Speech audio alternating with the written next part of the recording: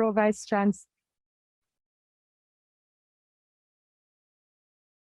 Chancellor and Principal, Professor Brian Copeland, Ms. Rita Toussaint, Permanent Secretary, Ministry of Foreign and CARICOM Affairs, our guests of honor, Ambassador Colin Granderson and Mrs. Jacqueline Granderson, Ambassador Carla Barnett, Secretary General of CARICOM,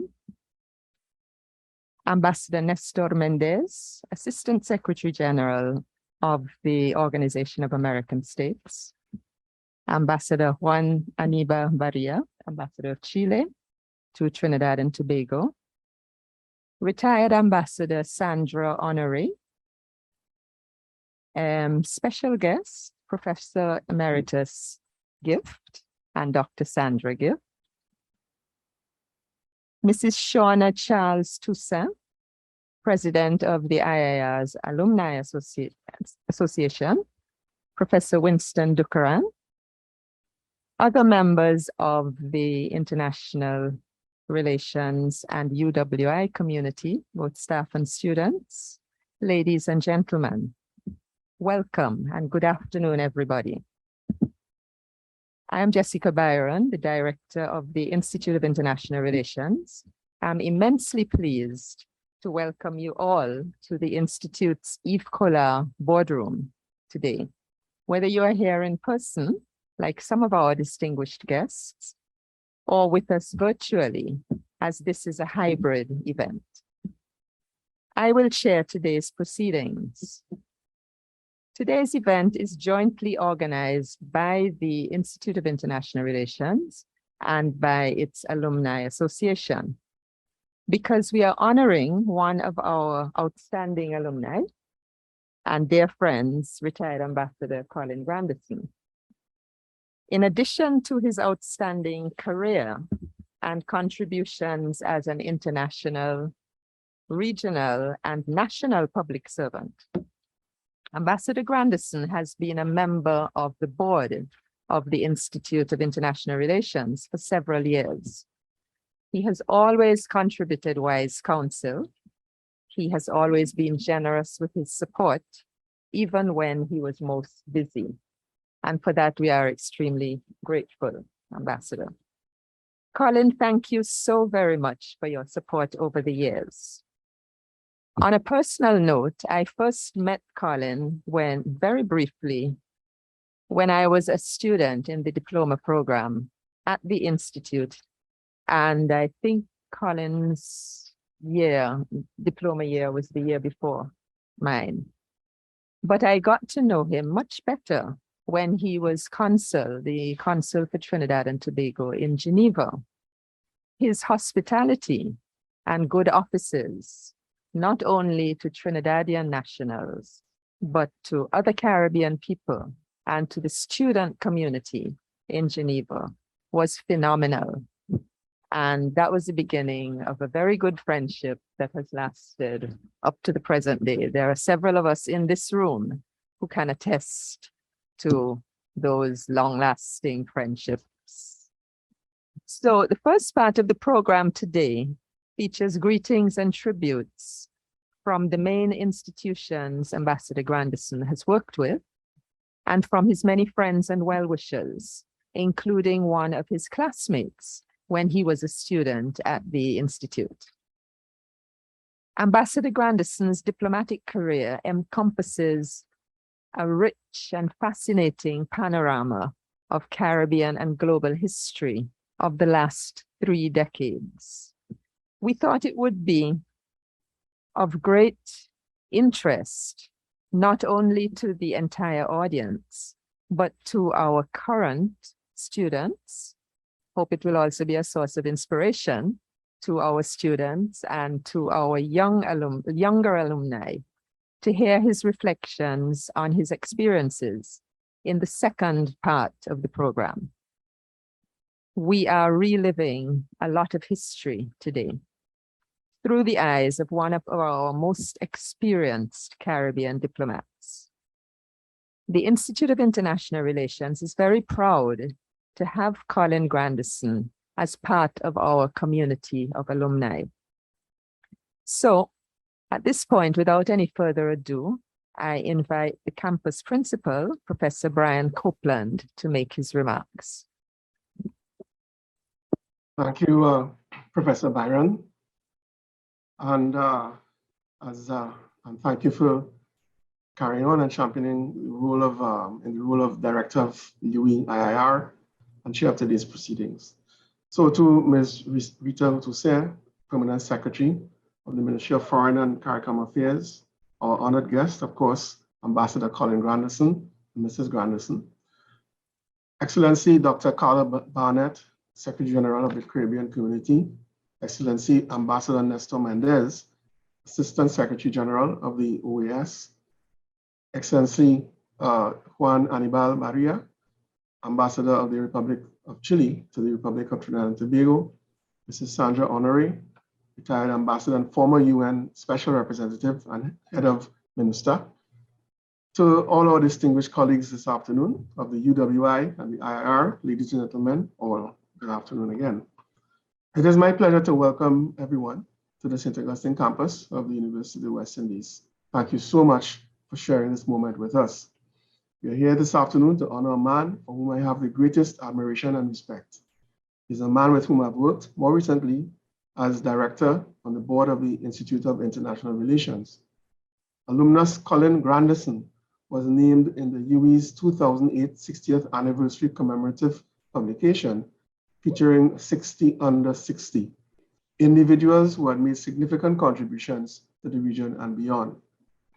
Those individuals represented the assurance that our university has the talent and promise to sustain us as a leading Caribbean university.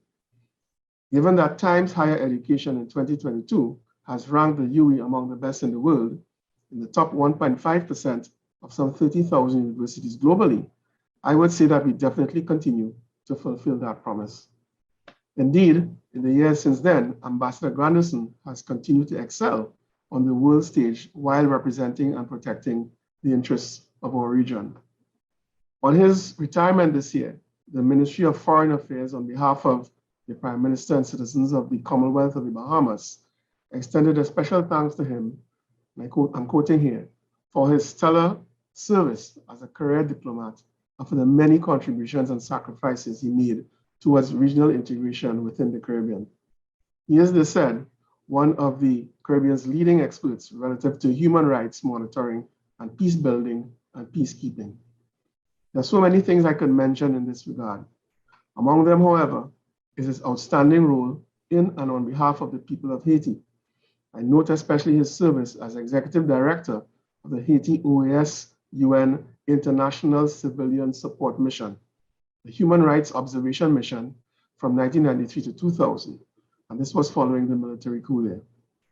During that time, he also served as head of the OAS Election Observation Mission for the December 1995 presidential elections and for the April 1997 partial legislative and local government elections in Haiti. We will miss his many and far-reaching contributions, but after 45 years of dedicated service, we must accept, and as he said in a February 1st interview with the Miami Herald, quoting him now, there is a sense that what you're doing serves a useful purpose, but it's time for new blood, new ideas, new energies. The time has come. Ladies and gentlemen, this afternoon we pay tribute to Ambassador Colin Granderson, who has laid the groundwork and now passes the baton to others to carry on. Allow me to echo and amplify the sentiment of Caribbean journalist Wesley Gibbings, who in a June 20th tweet said, "Colin is a regional treasure, a consummate professional, and a great human." I couldn't have said it better.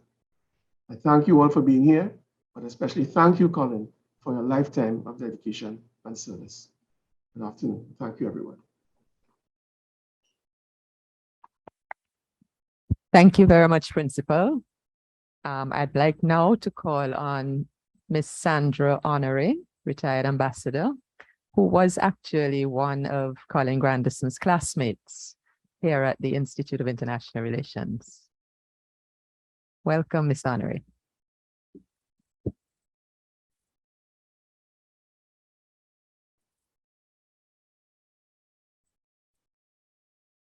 Ambassador Honore, you may be on mute. Good afternoon. Are you hearing me?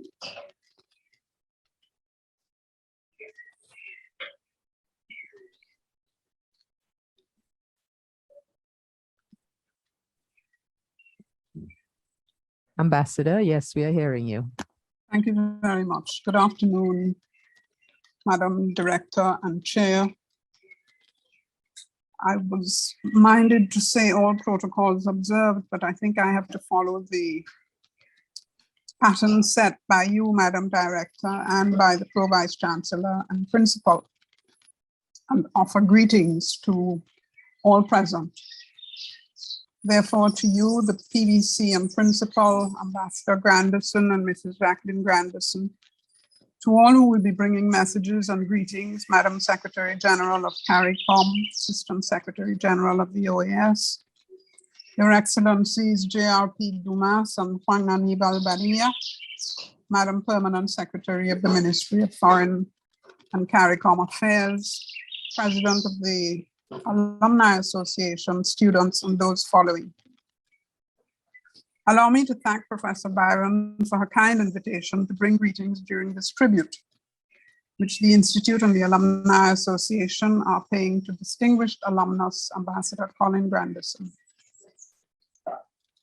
I won't be as skillful as the director.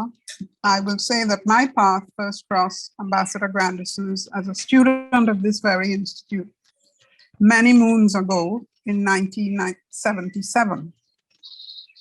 He was one of a group of 4 officers of the then Ministry of External Affairs in the class that had entered that year to read for the Diploma in International Relations under the direction of Professor Leslie Francois Manigat of Haiti, and a number of distinguished lecturers and professors at the Institute.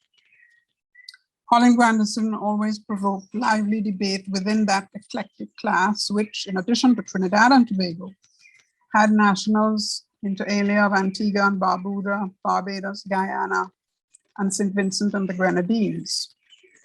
And according to one of those students, he built up a reputation for being a serious professional, continuously meticulous about his work.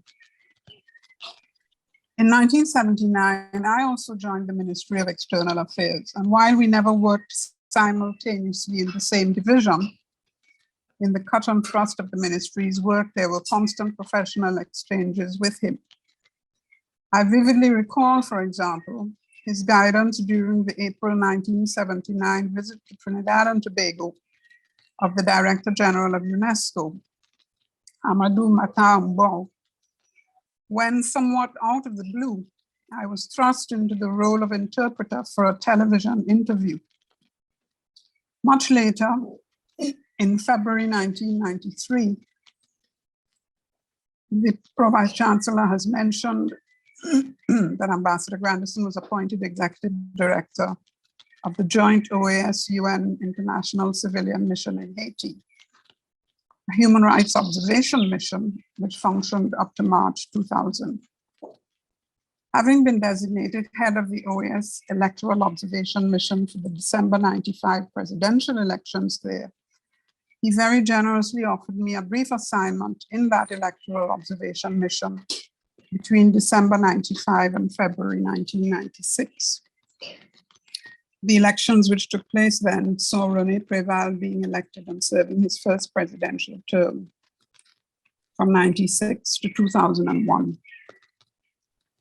Ambassador Granderson assumed at the CARICOM Secretariat as Assistant Secretary General in May of 2002. And during the complicated 2002-2004 socio-political crisis in Haiti, when the Caribbean community and the Organization of American States worked collaboratively to assist Haiti in finding a solution, it was Colin Granderson who was the CARICOM Secretariat's principal interlocutor of the then OAS Assistant Secretary General, Luigi Einaudi. I had been appointed as Chief of Staff to Ambassador Einaudi for the period 2000 to 2005. So yet again, during that time, there were many opportunities for interacting with Ambassador Granderson on Haiti-related matters. His dedication to crafting a solution to the crisis in Haiti was stellar and found echo inter alia in the March 2004 statement by Prime Minister P.J. Patterson, then chairman of the CARICOM conference, who said, "We certainly make no claim to military power, but our influence in the hemisphere cannot be underestimated. And I do not believe that there can be a lasting permanent solution to the problems in Haiti unless CARICOM is involved." And as if to prove the strong threads linking the members of today's tribute panel for Ambassador Granderson, I must mention that in February 2004, late UN Secretary General Kofi Annan announced the appointment of Ambassador Dumas as his special advisor to help tackle Haiti's escalating political, economic, and social turmoil. As we know, on April 30th, 2004, the United Nations Security Council established the UN Mission for Stabilization in Haiti because the Council deemed the situation there to be a threat to international peace and security in the region. If we fast forward somewhat, by May of 2013, I was appointed as special representative and head of MINUSTA by Secretary General Ban Ki-moon, and served until MINUSTA's mandate expired in October 2017. Again, another period which provided much opportunity for continued institutional and personal collaboration with Ambassador Granderson, whose knowledge of Haiti was and is immense. Most Haitians remember Ambassador Granderson as honest and frank, and as one of them described him to me, the consummate diplomat, always working with you rather than imposing orders. He had several assignments in challenging circumstances in Haiti, and every time he came, I was told, it was clear that he had integrated the lessons learned from the previous assignment. For my part, I continue to consider him a generous colleague, friend, and brother, from whose experience I am sure that Trinidad and Tobago, our Caribbean and hemisphere, will continue to benefit as he embarks upon this new phase, for which I wish him all the best. Thank you very much. Very much, Ambassador Honoré, for that fulsome statement and background. At this point, it's my pleasure to welcome His Excellency Ambassador Nestor Mendez, the Assistant Secretary General of the Organization of American States.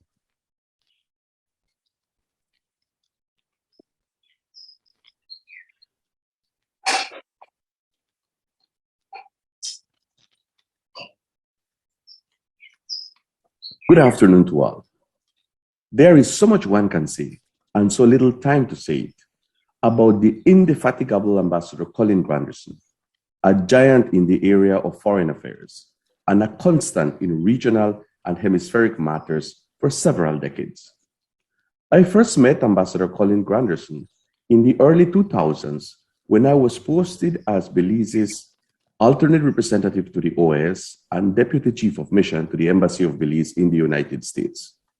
However, in the last 7 years, I have had the pleasure of interacting with him more frequently as the Assistant Secretary General of the OAS, be it at the regular sessions of the OAS General Assembly or the CARICOM heads of government or other ministerial meetings. He has, without a doubt, a deep commitment to regional integration, a keen appreciation and understanding of international affairs, and above all, a love of the Americas. Ambassador Granderson has had a long association with the OAS dating back from 1993 until his retirement as Assistant Secretary General for Foreign and Community Affairs at the CARICOM Secretariat earlier this year.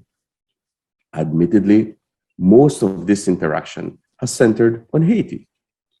A seasoned diplomat with experience in Trinidad and Tobago's Foreign Service, embracing tours of duty at the United Nations and European capitals, Ambassador Granderson was tapped in 1993 by the then Secretaries General of the OAS and the UN to head one of the first of its kind, the International Civil Human Rights Mission in Haiti, known as MICV.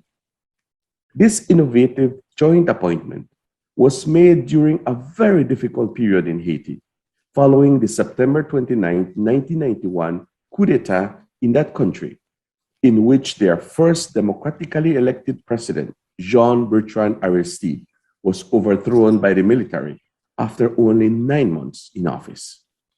The international community, especially CARICOM, was immediately engaged in efforts to find a solution to a deepening political and human rights crisis in the country. Initially, both the OAS and UN pursued individual courses of action in an attempt to find a workable solution.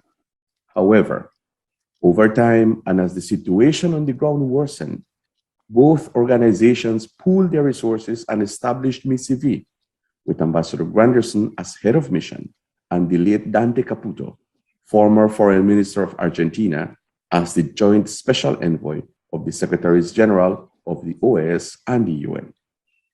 Here, I must also pause to mention that the late David Coor, Jamaica's then foreign minister, was an instrumental figure in the negotiations that led to the creation of these two crisis resolution entities. MICV's main remit was to monitor and document on human rights violations in Haiti during this grave period.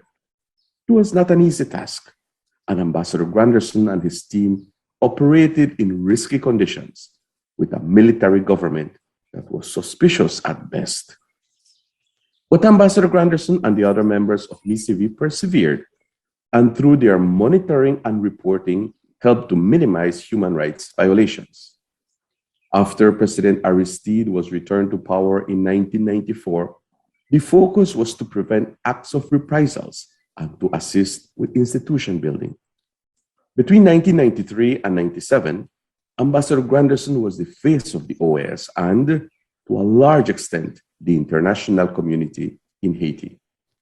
In 1997, as MICV chief, he was tasked with being chief of the OAS Electoral Observation Mission to the legislative elections in 1998. These were the first elections following the return to democratic normalcy in Haiti in 1995. By early 2000, MICV came to an end, but Ambassador Granderson's association with the OAS was not over.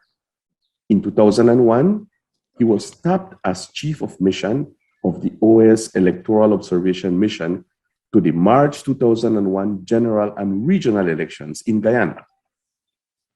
As some might recall, these elections followed a very turbulent period in Guyana between December 1997 and 1999. Under the aegis of CARICOM, the then crisis was resolved within the framework of what became known as the Herdmonston Accords. A key aspect of these accords was early elections, which occurred in March 2001. It is against this background that Colin assumed leadership of what would be the OAS second election observation mission to Guyana. If Colin thought that being EOM chief would be his last interaction with the OAS, he was mistaken.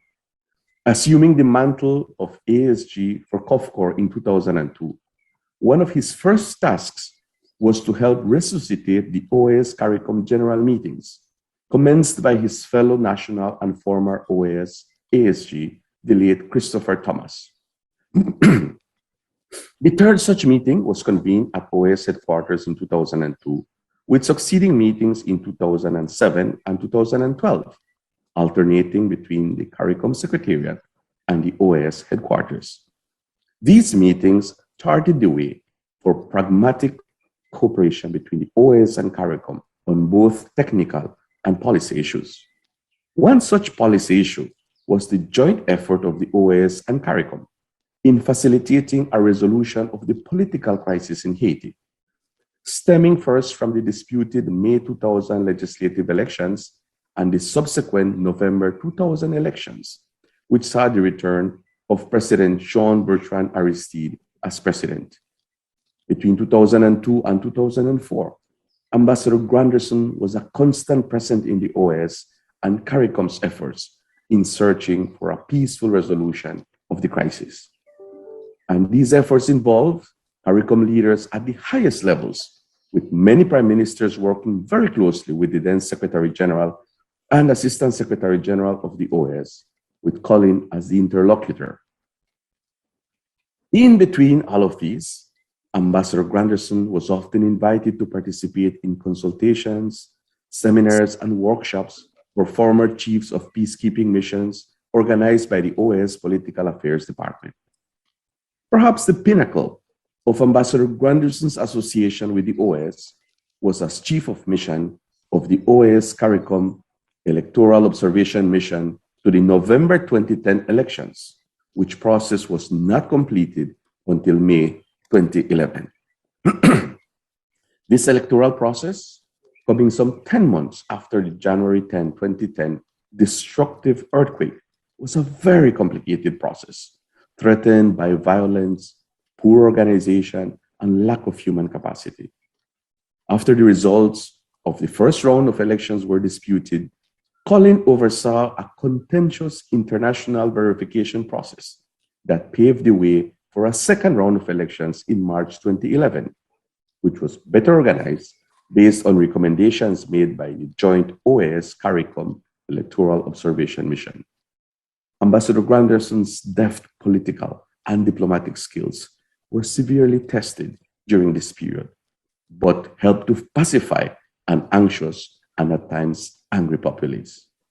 The joint EOM is credited as one of the successes of OAS CARICOM cooperation, as envisaged in the OAS CARICOM cooperation agreement signed in 1992. The joint EOM was one of the longest EOMs in the OAS history.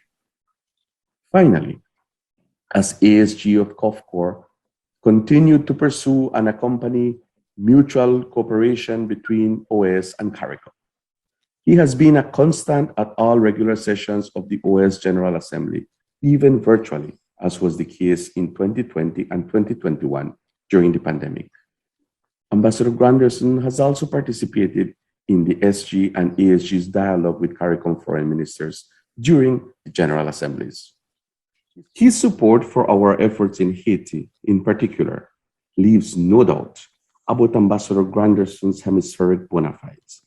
He has made a meaningful contribution to the hemispheric integration process. I will miss his calm, reassuring presence during important events of the hemisphere. Ambassador Granderson, we all thank you for your tremendous contribution to the CARICOM region and to the Americas. Thank you.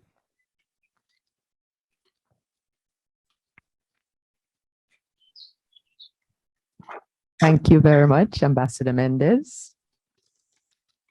Unfortunately, I'm sorry to tell you that Mr. Reginald Dumas is unable to be with us today.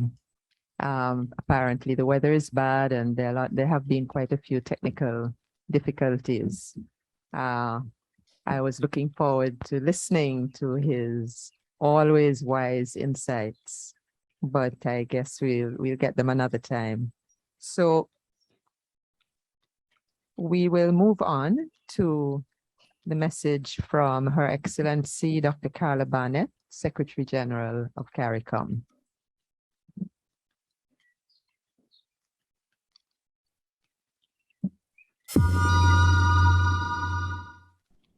Guest of honor, Ambassador Colin Granderson, Professor Jessica Byron Reed, Director, U.W.I. Institute of International Relations, distinguished guests, ladies and gentlemen. A glance at the CV of Ambassador Colin Granderson gives an indication of the esteem in which he is held nationally, regionally, and globally. The appointments, nominations, and assignments tell a story of a diplomat whose skills have been utilized from election observation to heading human rights commissions to leading diplomatic missions and assessing peacekeeping operations. The wide range puts into perspective the depth of knowledge, breadth of interests, and strength of intellect that reside in Colin Granderson. It was that vast experience that he brought to the Caribbean Community Secretariat in 2002.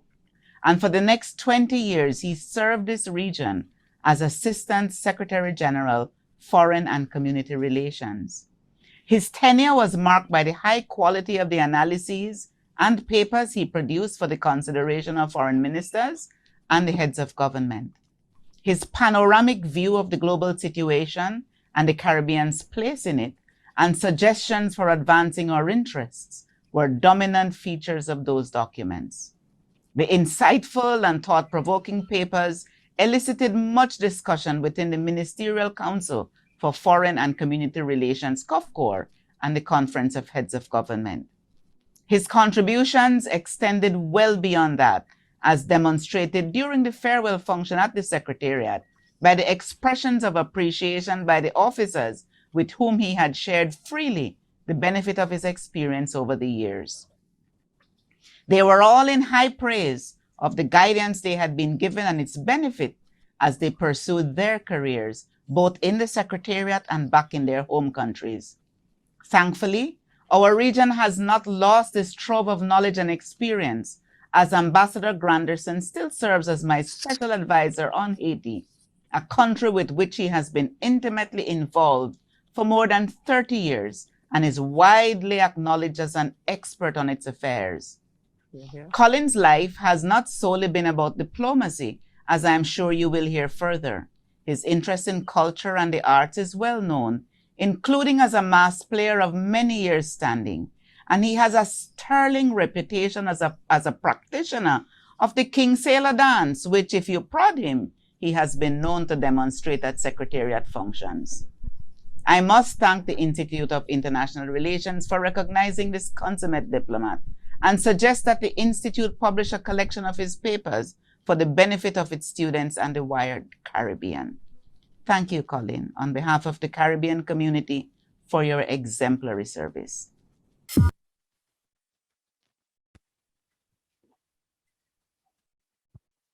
Ambassador Carla. And at this point, we now turn to one of our in-house guests, Excellency Ambassador Juan Aniba Barria. Over to you, Ambassador.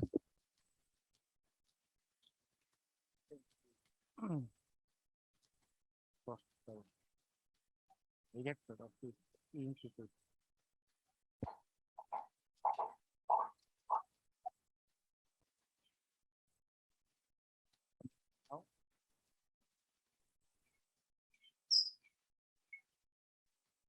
No? Okay. Good afternoon for all of the present in this room.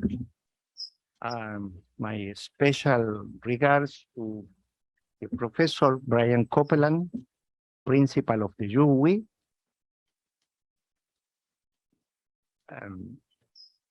In the second place, we would like to say thank you for this invitation, Professor Jessica Byron, our distinguished guest, Ambassador Brian Granderson, and his wife, distinguished professor of these institutes, particularly my good friends, former Minister of Foreign Affairs, Professor Winston Ducaran.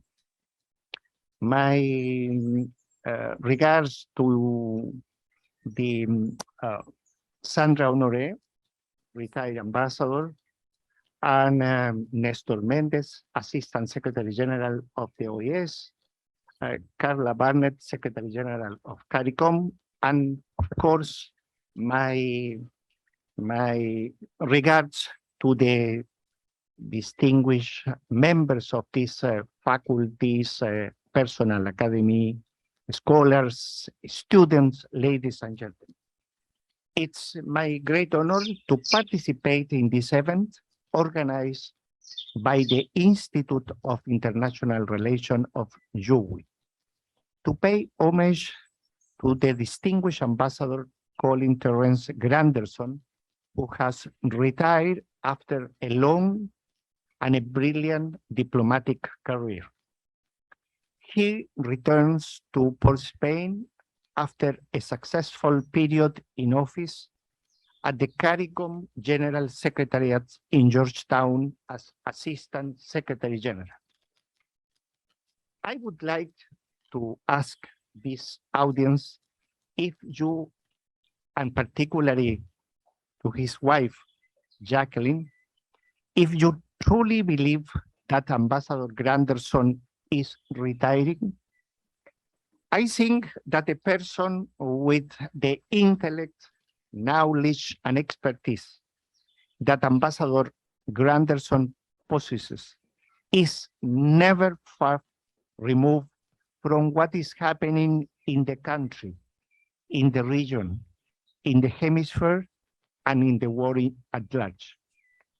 The world is interconnected, and what happened outside of our borders in the most faraway places has national consequence.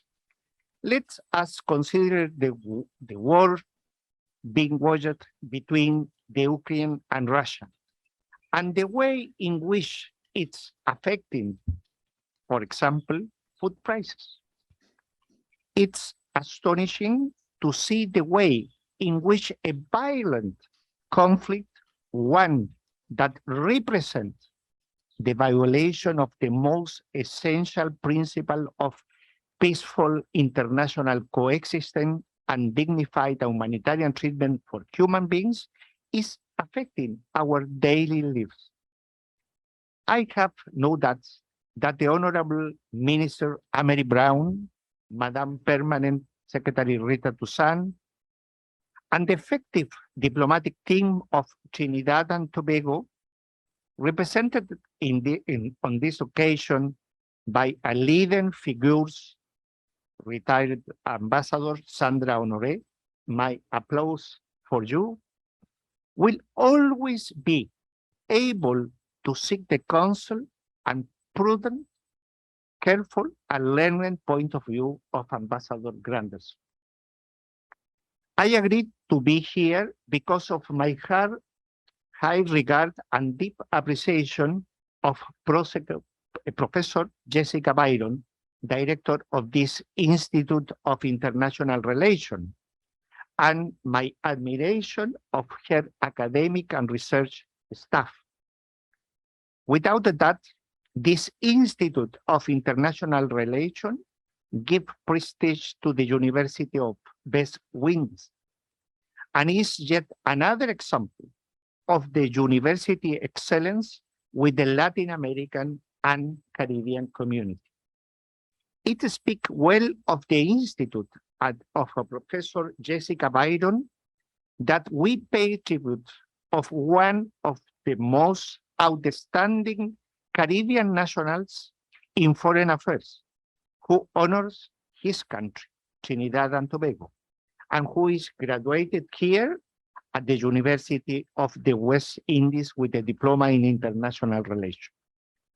The honor is also mine to be here this afternoon because Ambassador Granderson is a friend of Chile, and his actions were crucial to strengthening ties between CARICOM and Chile.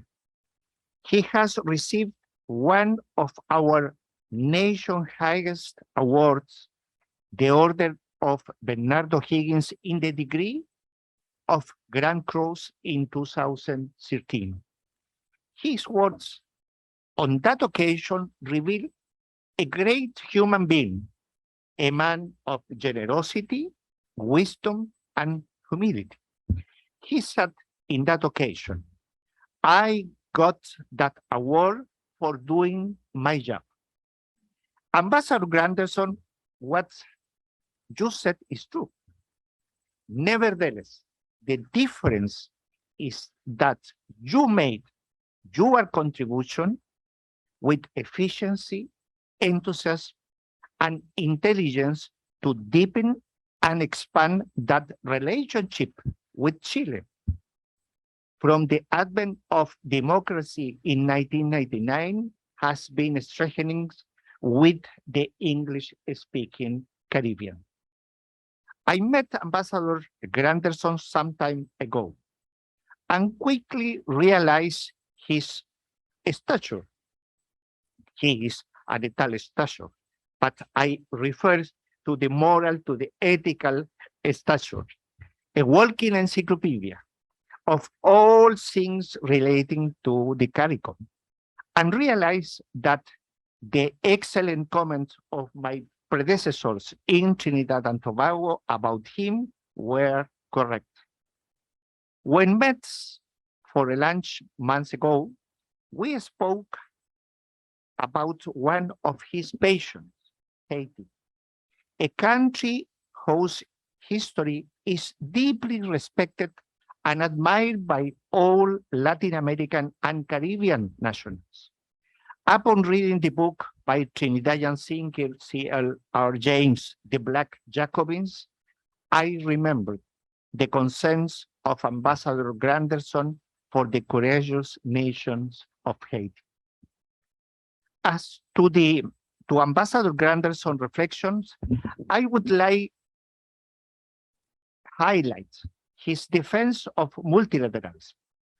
He is convinced that a weak, fragile, divided multilateral system is not the right way to address global and regional problems. The individual path, one of isolation, is not the key.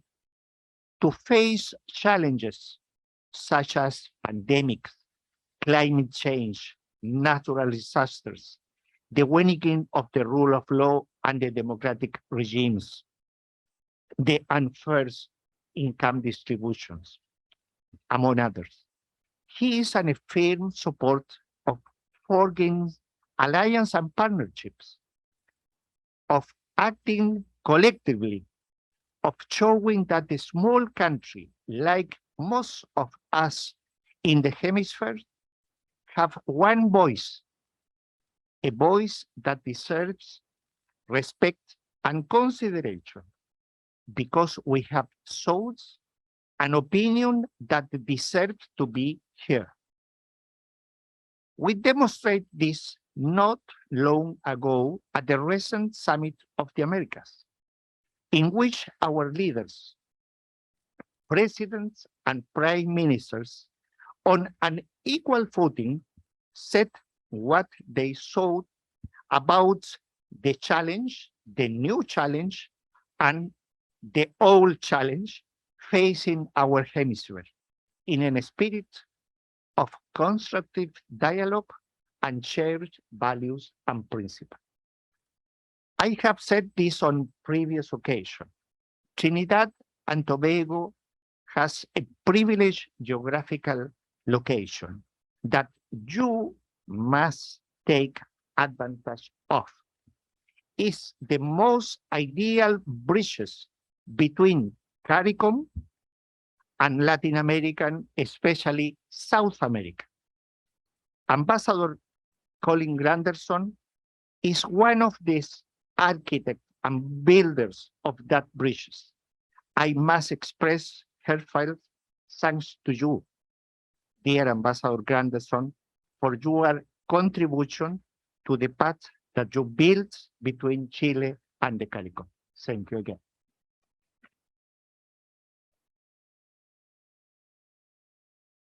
Thank you very much, Ambassador Barria. Bravo for an excellent contribution.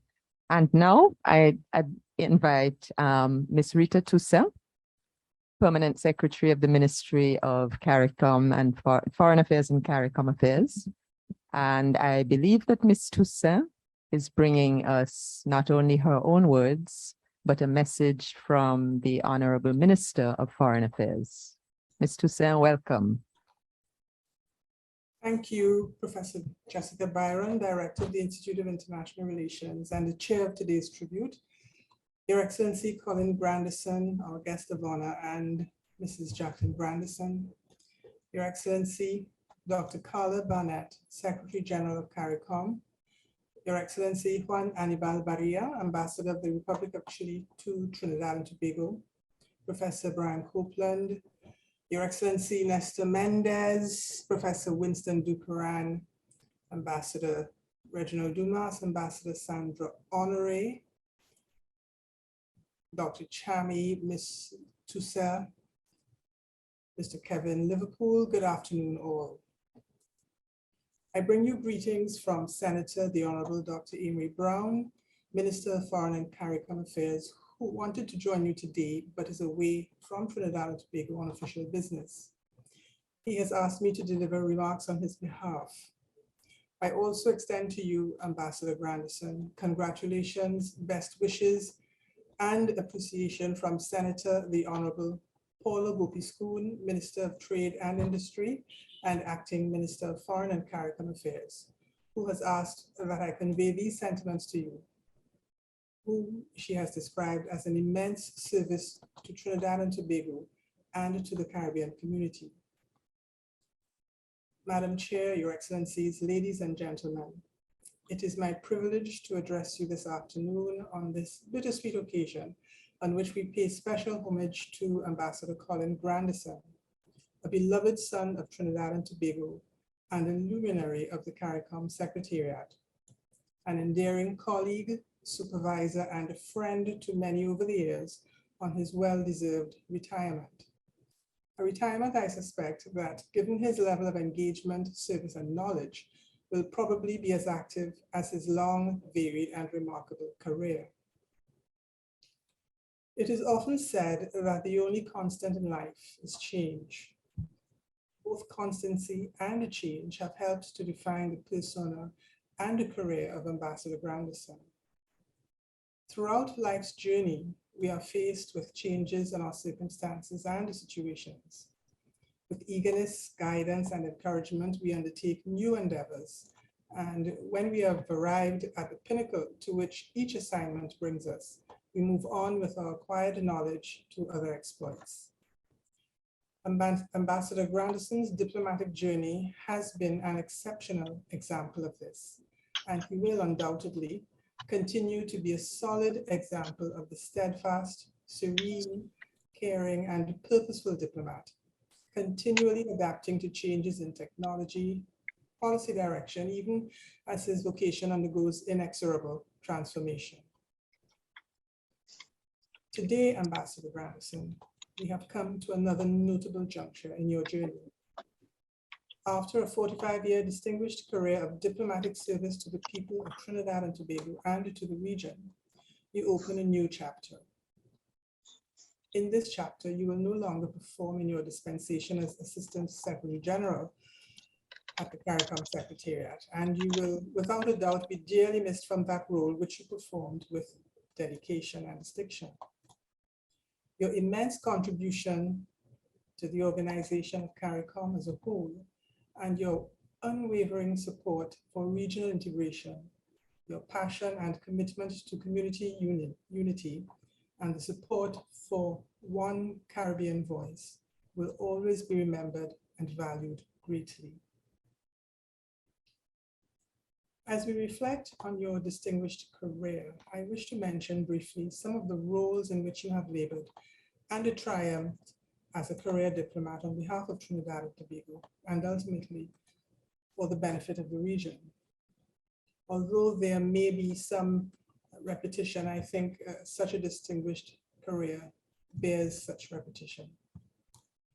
Your Excellency, I take special pride in noting that you began your career at the then Ministry of Foreign Affairs, serving at various diplomatic posts in London, Geneva, and the United Nations in New York, before ascending the ranks to Director of Political Affairs. Your tenure at the ministry provided a stepping stone for your future assignments as coordinator of the Organization of American States' civilian presence in Haiti from October 1992 to February 1993, Ambassador at Large of Trinidad and Tobago in 1993, Executive Director of the OAS-UN International Civilian Mission in Haiti from February 1993 to March 2000, Head of Mission of the OAS Election Observation Mission for the December 1995 presidential elections and also for the partial legislative and local government elections of April 1997 in Haiti. Head of the Election Observation Mission for the OAS for general elections in Suriname, May 2000, and Guyana, March 2001.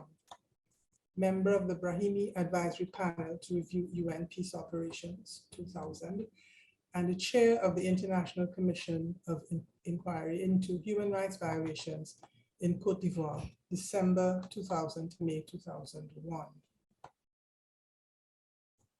Your competent execution of these notable and important roles is testimony to the unique assets which you have also brought to each task as a diplomatic professional and interlocutor.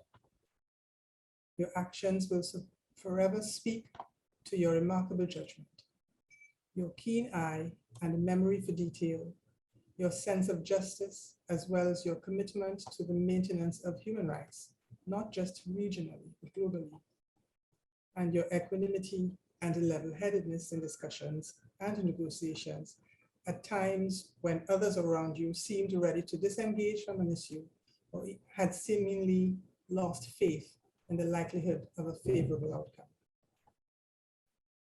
Even during the unprecedented COVID-19 pandemic, you continued to demonstrate a clear focus on regional unity, as well as to underscore the importance of regional foreign policy coordination, and to reiterate the key role of the Caribbean community in ensuring that the region's voice continued to be heard internationally. The foregoing notwithstanding, I venture to say that you will be remembered all the more for your radiant personality and your deeply human and humane side that often found you rolling up your sleeves to assist junior officers with urgent tasks, sharing purposeful anecdotes with and giving encouragement to colleagues irrespective of their level of responsibility, and providing helpful advice, both at critical times and also on everyday general occasions. You invested your time and effort generously in your immediate and extended neighborhoods, always demonstrating to us quite convincingly that the work we do is important because people matter. In this respect, you have been and will remain a nonpareil, a pillar and a tower of support, and a model good Samaritan of our age. So, Ambassador, as you continue along your journey, we will continue to recount with great admiration, fondness, and deep respect the contribution which you have made. We will surely and sorely miss you, but we do hope that you will afford us the privilege of being able to reach you and to continue to draw on your knowledge and expertise, even in a more informal manner. On a personal note, I thank you for your guidance on CARICOM, both subject matter and procedures, and for the calm and grace with which you provided it. Ambassador Granderson, instead of goodbye, I shall simply say à la prochaine. On behalf of Senator the Honorable Dr. Amory Brown, Minister of Foreign and Caribbean Affairs, Senator Paulo Gopuscoon, Minister of Trade and Industry, my colleagues at the Ministry of Foreign and Caribbean Affairs, both here in Port-au-Prince and abroad, and on my own behalf, I wish you the very best in your future endeavors, and I salute you in recognition of your illustrious career as a local and regional diplomat and as a statesman in your own right. Thank you.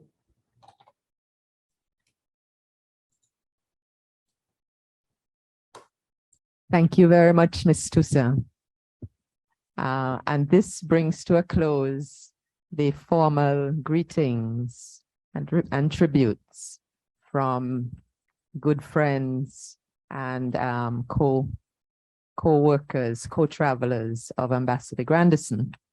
At this point, I'd like to invite Dr. Georgina Shami, one of my colleagues here at the Institute, who is going to, I'm not sure that Ambassador Granderson needs much further introduction, but she has the task of formally introducing Ambassador Granderson And we, thanks to a lovely collection of photos that the Grandersons were kind enough to share with us, we have a little video put together by Mr. Maloney, our technician, and a lot of what you have heard will be portrayed in some of the screens that you will see over the next minutes.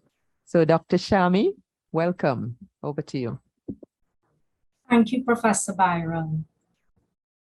Ambassador Granderson and Mrs. Granderson, distinguished contributors on today's celebratory program, members of the Diplomatic Corps, U.W.I staff and students, IIR alumni, distinguished ladies and gentlemen, good afternoon. Today, I am deeply honored to introduce Ambassador Colin Granderson for his stellar service as a career diplomat, regional integrationist, and Caribbean scholar. Ambassador Granderson has an illustrious career in the diplomatic service with 45 years experience. He began his foreign service career at the Trinidad and Tobago Foreign Service, later receiving posts at the United Nations Mission in Africa and the Organization of American States in the Republic of Haiti, before becoming the principal foreign policy advisor for CARICOM. He is recognized for his fervent approach to foreign policy matters, namely healthcare, education, and disaster management, and for his strong leadership and expertise regarding Haiti and the wider Caribbean region. In 1990, Ambassador Granderson was appointed Director of Political Affairs at the Ministry of Foreign Affairs of Trinidad and Tobago after serving at diplomatic posts in London, Geneva, and the United Nations in New York. Named Ambassador at Large of Trinidad and Tobago in 1993, he was the Executive Director of the Organization of American States and the United Nations International Civilian Mission in Haiti from February 1993 to March 2000. During this period, he was designated Head of Mission of the OAS Election Observation Mission for the 1995 Haitian presidential elections and the 1997 partial legislative and local government elections in Haiti. He is regarded as one of the Caribbean's leading experts relative to human rights monitoring, peace building, and peacekeeping. In March 2000, Ambassador Granderson was appointed a member of the advisory panel, that is the Brahimi panel, convened by the UN Secretary General to review peace operations and make recommendations. At a later request of the UN Secretary General, he chaired from December 2000 to May 2001 the International Commission of Inquiry into Human Rights Violations in Cote d'Ivoire. Ambassador Granderson assumed the position of Assistant Secretary General, Foreign and Community Relations at the CARICOM Secretariat on May 1st till his retirement in January 2022. His invaluable contribution, dedication, and commitment to the region has been lauded by many and is reflected in his thought-provoking presentation titled CARICOM Trends Towards the Future.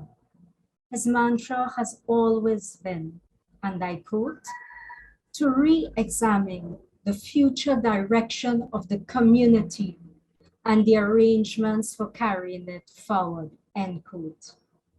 He is an internationally recognized panelist, featured speaker and author of several articles related to Haiti, human rights monitoring, election observation, and peace building, peacekeeping.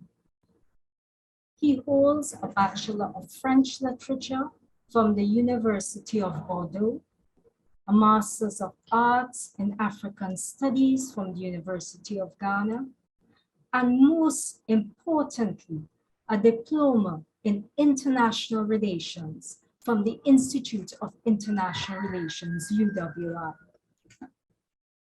Ambassador Granderson was awarded the Trinidad and Tobago Shikonia Medal Silver for public service in 1994, and in 2013, he was conferred with the prestigious Order of Bernardo Higgins in the decree of Grand Cross by the government of Chile for his sterling contribution towards strengthening relations between CARICOM and Chile. At this point, we would like to show a video highlighting some of the outstanding and career-defining moments of Ambassador Granderson.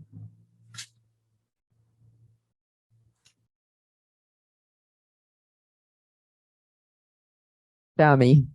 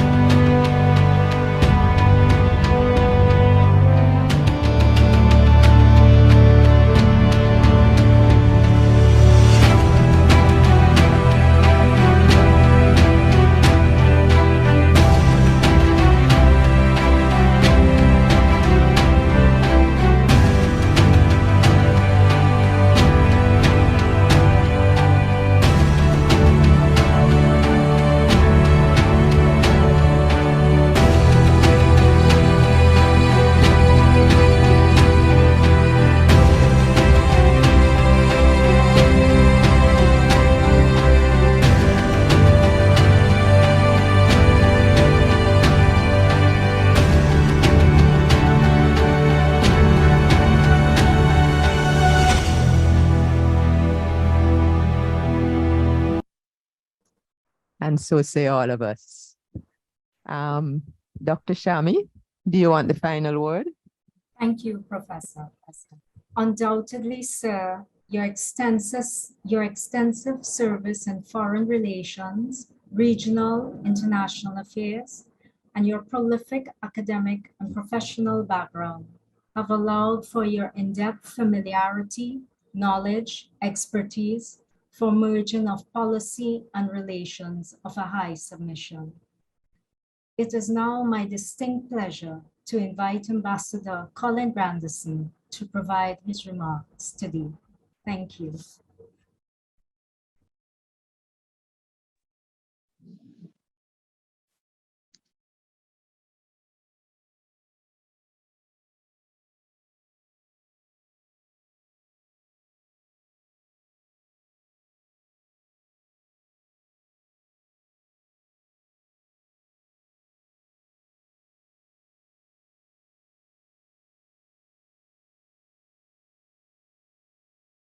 Professor Jessica Byron, Director and the Chair. Professor Brian Copeland, Principal of the St. Augustine campus of the U.W.I. Ambassador Sandra Honore, Ambassador Nestor Mendez, Assistant Secretary General of the OAS, Her Excellency Dr. Carla Barnett, Secretary General of CARICOM, Ambassador Juan Anibal Barria of Chile, Mrs. Rita Toussaint, Permanent Secretary at Ministry of Foreign and CARICOM Affairs, Dr. Georgina Chami, Institute of International Relations, Professor Winston Dukaran of the Institute of International Relations, Dr. Stefan and Madame Gift, Her Excellency Gail Guy, and my wife, Jacqueline Paris Granderson. Good afternoon to you all. First of all, I wish to thank the Institute of International Relations and its director, Professor Jessica Byron, for having initiated this event. I am deeply honored by this gesture as one of the Institute's former students. I'm also touched by the sentiments and the kind words expressed by this formidable array of presenters. Their presentations have also awakened a number of memories, and it's a good thing I didn't try to put everything into my own presentation, as long as it is already. This is a novel experience for me, and I'm really not sure where to begin, as so many factors, experiences, challenges, opportunities, and touches of good fortune contributed to shaping who you are and to determining the arc of life and career. Dr. Shami, in her earlier presentation of my curriculum vitae, has pointed out the significant milestones of my career, but a CV is just the surface of a wider and deeper experience. Education in the widest sense, as one continues to learn beyond formal training throughout one's life, is without doubt the foundation stone. I joined the Trinidad and Tobago Foreign Services in May 1977. I was not fresh out of university at that time. I had left Trinidad 14 years earlier and had already studied, lived, worked, and traveled widely in Europe and West Africa. It was during that period in West Africa that I met several Trinidad and Tobago diplomats who suggested that I consider joining the Foreign Service. The idea appealed to me. It reawakened a teenage memory of having visited the United Nations headquarters in New York, where I had been awed by the grandeur of the building and its conference rooms, especially the General Assembly Hall.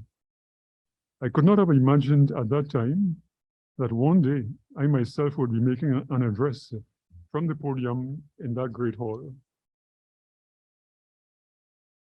During my years in Europe and West Africa, I had also acquired some considerable worldly experience and had developed the knack of quick adaptation to new surroundings and circumstances, all of which would prove essential in the sometimes tumultuous years to come.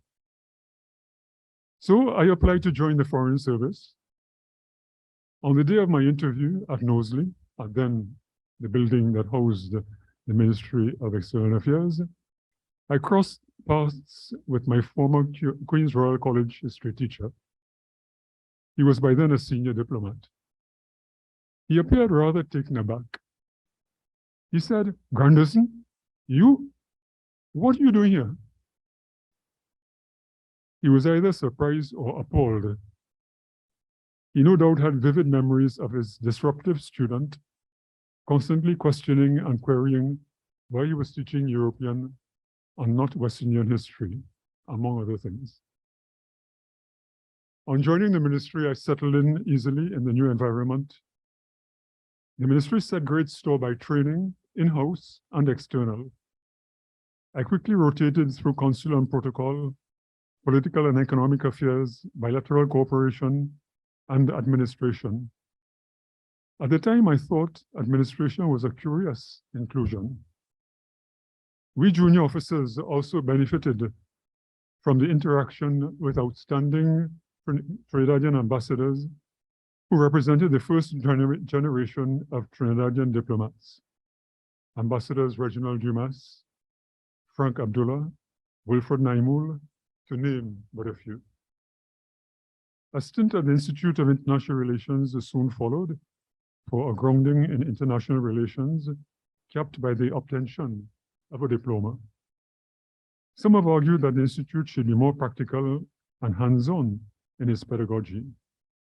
While that may be a valid point, one cannot ignore that there's an important academic dimension to diplomacy and international relations. Research, analytical and writing skills, as well as knowledge of the technical and methodological underpinnings of international relations. These new skills and knowledge would serve well throughout my career. The diversity of the student intake was also important, as the views expressed and the ideas contended issued from a variety of experiences and professional training. On returning to the ministry, the training continued. There was a short attachment to the permanent mission to the United Nations in New York during the General Assembly, which provided exposure to multilateral diplomacy. I was then placed in a newly created unit within the ministry dealing with government-to-government relations. This was during the height of the first oil boom period. The ministry's role was to coordinate relations between the various ministries and the international development partners concerning the implementation of the major projects negotiated and agreed upon. This was an extremely hectic and demanding responsibility for the two-person unit, especially after the senior officer in charge was posted as ambassador, a baptism of fire, so to speak. I was then seconded to UNESCO for 3 months as part of the continued training. Here again, quick adaptation was necessary as the administrative procedures and protocols were different, as was the subject matter. My language skills came into play as work was carried out in French. This early exposure was, importantly, the start of building a network of acquaintances among foreign officials, many of whom I would encounter again as I moved from post to post and participated in various international meetings and conferences. Networking is one of the most useful tools in the diplomatic toolbox, as it affords access to information, facilitates communication and cooperation, and opens doors to friendships. My first posting was to the High Commission in London as a first secretary. This particular posting was a very useful starting point for a new diplomat because of the diversity of the responsibilities of the office. They spanned both the bilateral relations with the United Kingdom and the Nordic countries, and the multilateral, representing the country at the international commodity organizations, as well as at the Commonwealth Secretariat. Trade and investment promotion was also required. There was also a fair amount of representational work, often glibly dismissed as the cocktail circuit. This description ignores the fact that these functions provide valuable opportunities to establish links with colleagues from other countries and to obtain information through informal contact with the movers and shakers, especially with regard to behind-the-scene developments and negotiations taking place at the international organizations.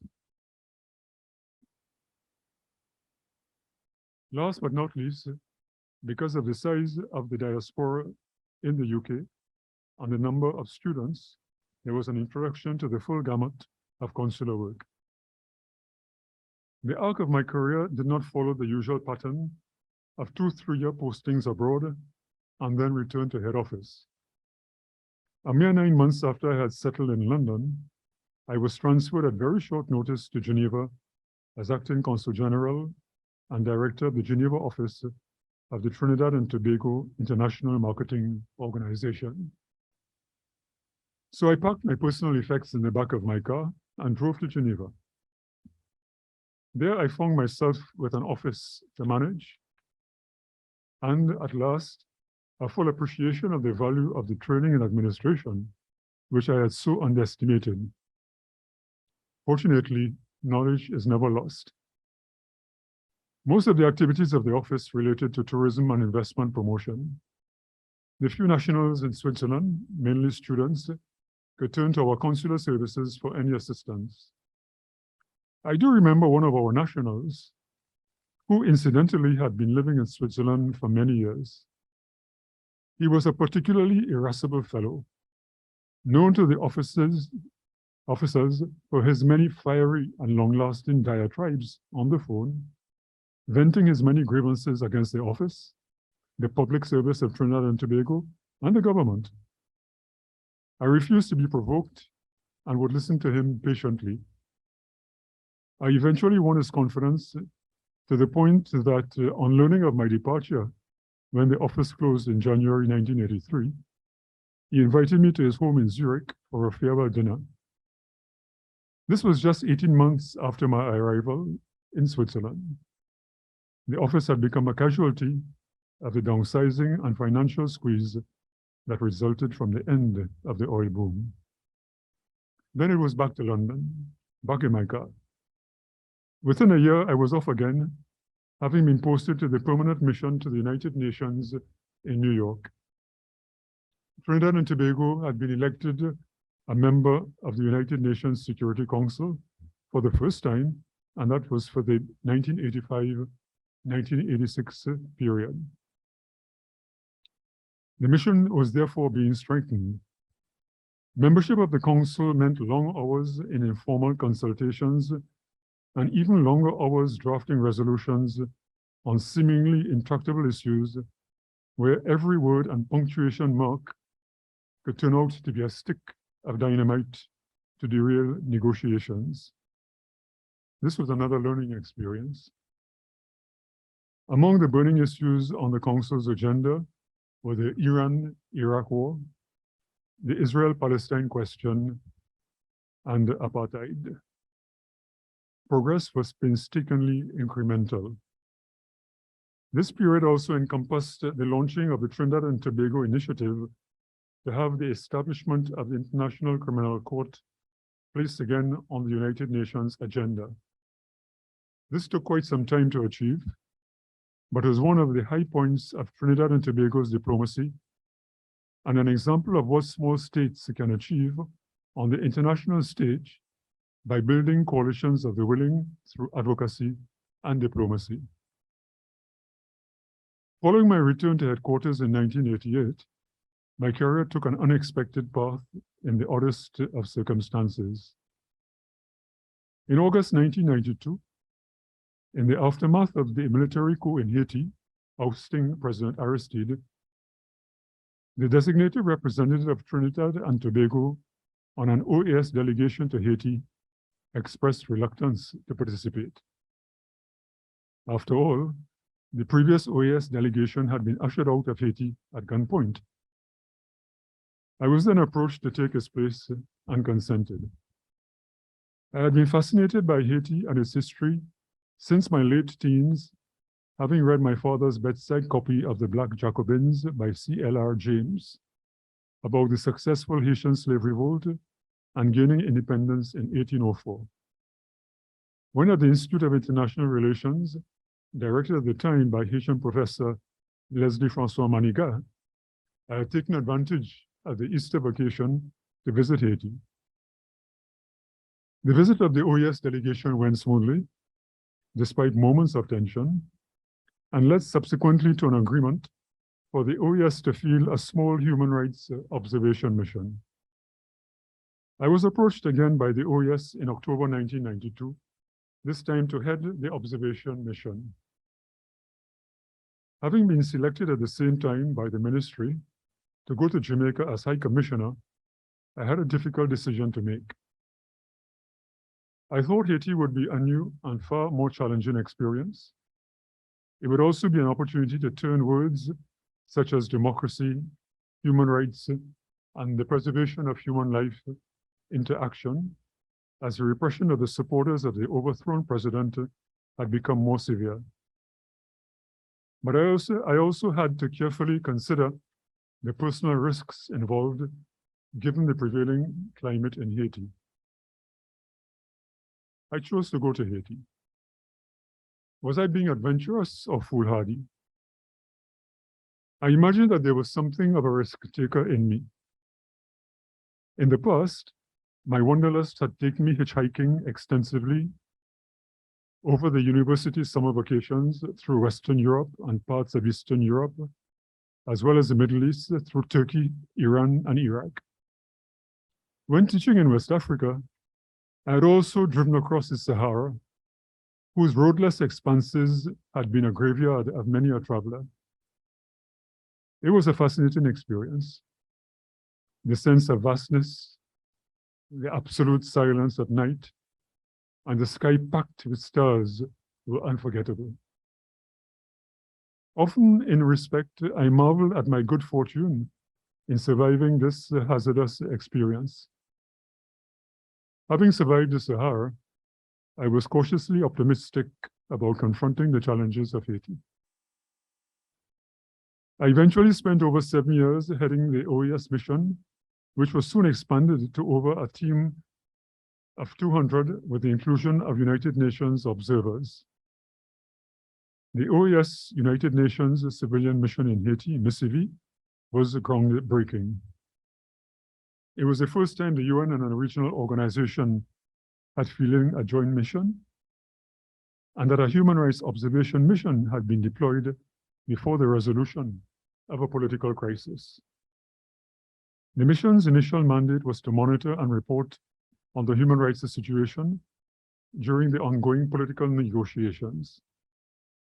The impact of the mission was determined by the fluctuations of the political and the security situation. Relations with the Haitian military officers on active duty were tense and at times intimidatory. They were offended and irritated by the public reporting of the human rights violations at the hands of their soldiers and affiliated armed civilians. I remember one particular visit to a military regional commander to convey concerns over the mistreatment of an archbishop. The officer emphatically placed his revolver on the table next to him as he sat down, surely in an effort to intimidate me. In response, I emphatically placed my pen and notebook on the same table. Something about the pen being mightier than the sword flashed through my mind, but that was immediately chased away by recall of the Haitian adage that constitutions were made of paper and bayonets of steel. The initial impact of the deployment of MISIVI was to curb human rights abuses, but as a political agreement allowing the return of the overthrown president unraveled, the repression increased. The mission was evacuated on 2 occasions. The first time in October 1993, out of concern for the safety of the observers, as military and militia violence had escalated. A few months after our return in January 1994, we were expelled by the military in July and given 48 hours to leave the country, the mission having been declared persona non grata. The mission again returned in October of that year, following the military intervention of the international community and the return of President Aristide. During this new period, the mission added institution building to its responsibilities, working with the judiciary, the ombudsman, the newly formed police force, the army having been demobilized, and helping to strengthen human rights organizations and undertaking civic education outreach to the wider public. The mission also undertook election monitoring on several occasions and introduced a peaceful dispute resolution in a rice-growing region racked by violent land disputes. After the forbidding period following the coup d'etat, there was a sense of satisfaction that progress was being made with regard to respect for due process and the enjoyment of human rights. Regrettably, these improvements were eroded as political instability gathered force again. As I had initially surmised, the assignment was totally different in nature to my earlier postings and was in many ways a transformative experience for all the members of the mission. The observers were for the most part very young. I will simply say that one of the older observers, after being first sent out into the countryside, returned saying that he was married, he had children, and he didn't want to take these risks. These young observers were fearless and displayed exemplary courage, emotional strength, and grit in the face of threats, intimidation, and traumatic incidents. For all of us, it was not just a job. It was an undertaking that required an unwavering belief in our mission and in our actions as the challenges were unrelenting.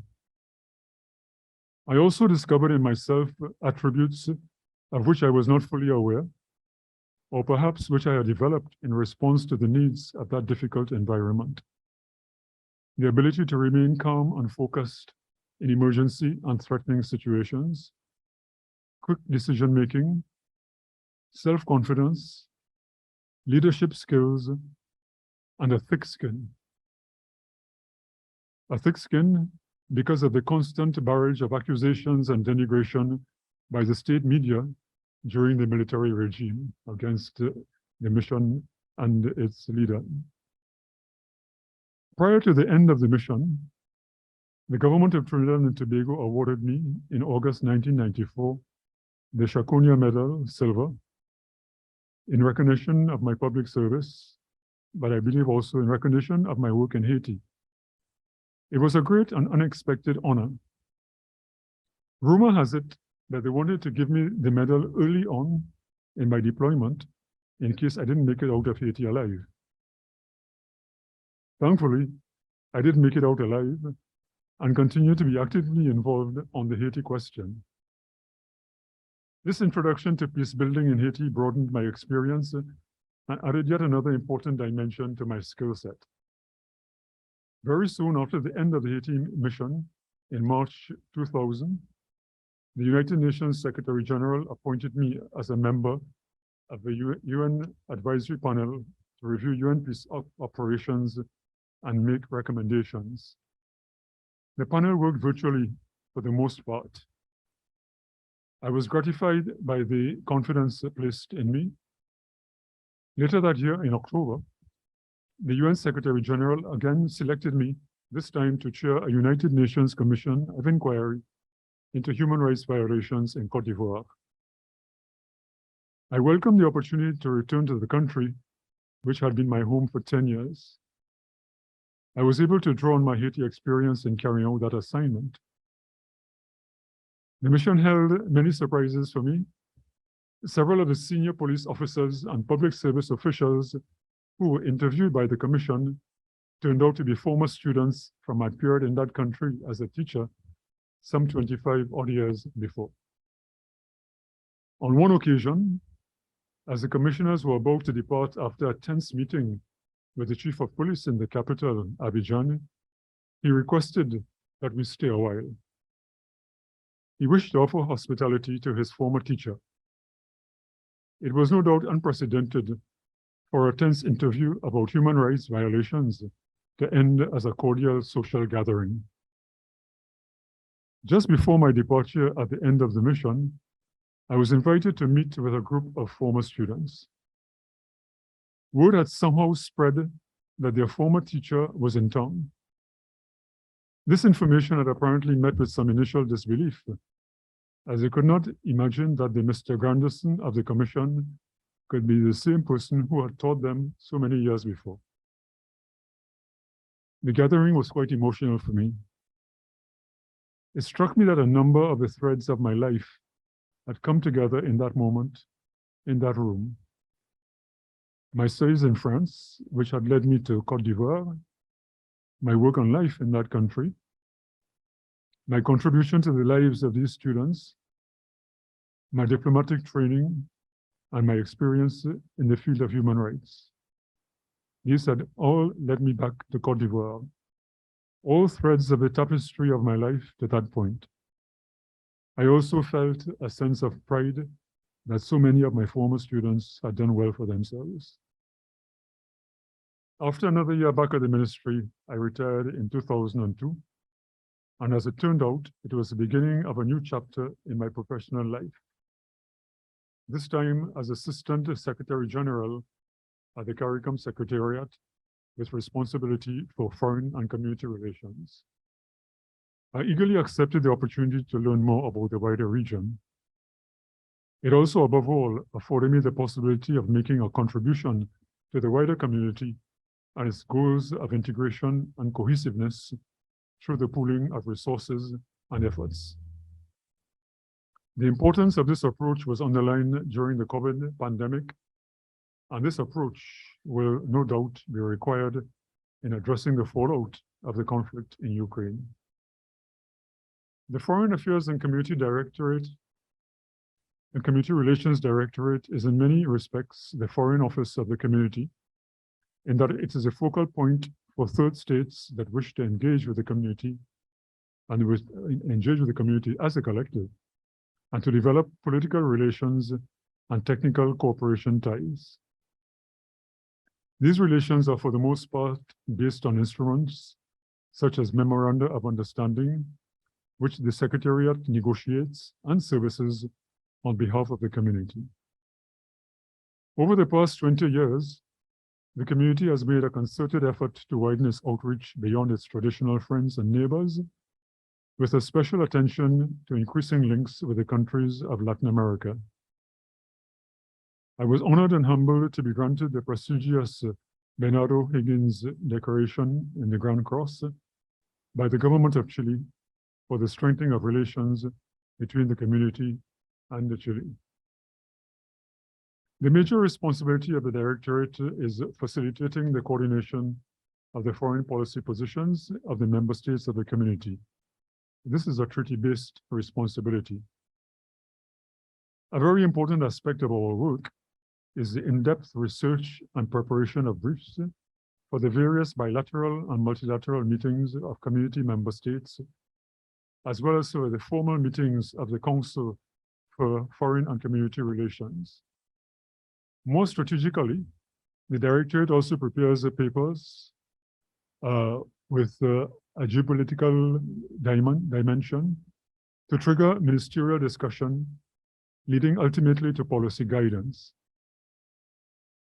The responsibilities also involve liaising with the foreign ministers and senior officials of the foreign ministries of member states, as well as with the chairpersons of the CARICOM caucuses in the major overseas capitals to help keep all involved on the same page.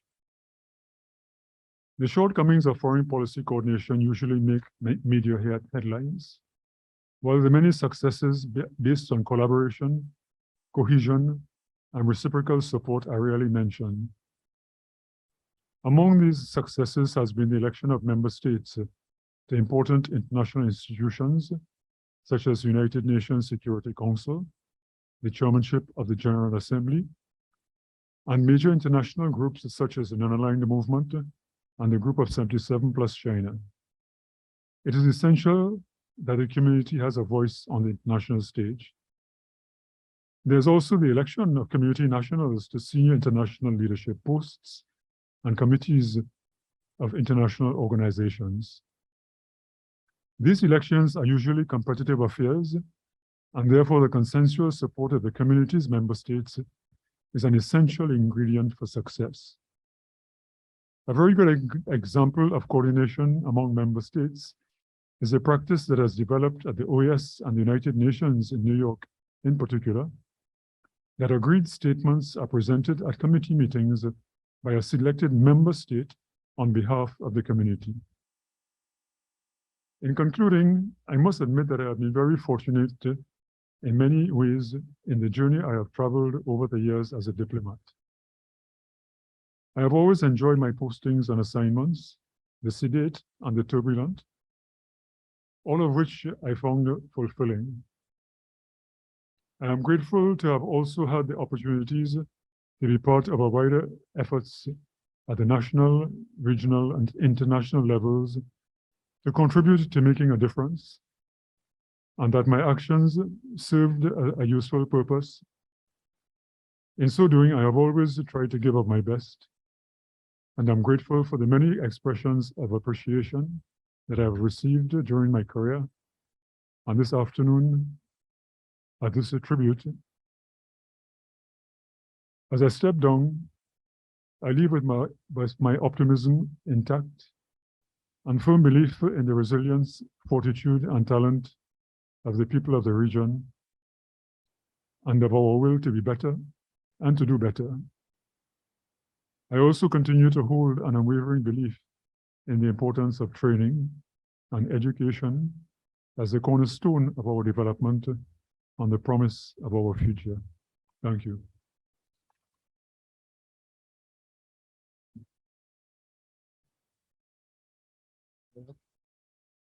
I will do like the Chinese.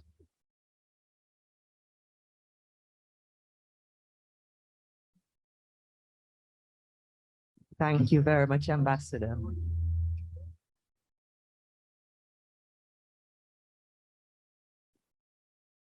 That was an excellent insight into so many years.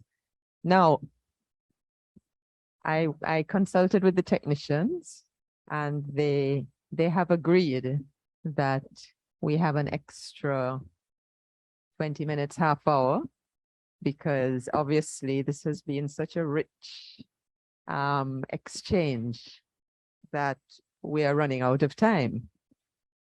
But I would like to give a little bit of time for a few questions. So if anybody has a question or a comment over the next 15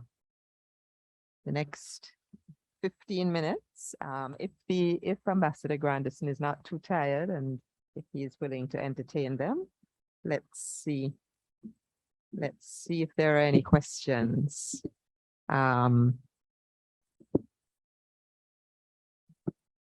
Better. Yes, please, where we have a question from within the room. Dr. Gift, over to you.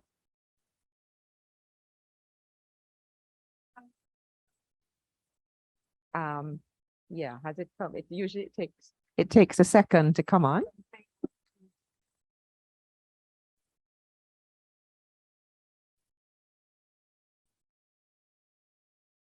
Yes, thank you very much, Madam Chair. The question that I would like to pose to Ambassador Granderson, the Permanent Secretary, Ms. Rita Toussaint, in quoting you, indicated that you once said, the work we do is important because people matter. And I heard her say this after I had formulated my question in my mind.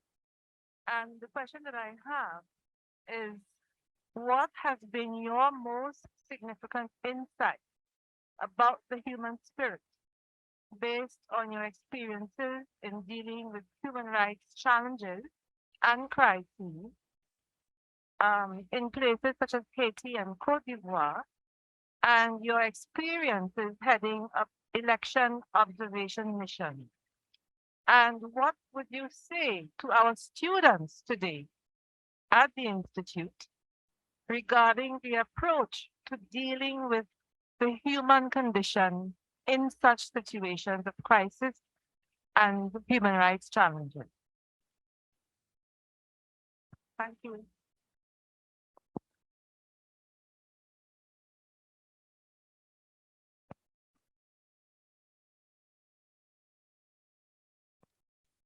Answer the first part of the question.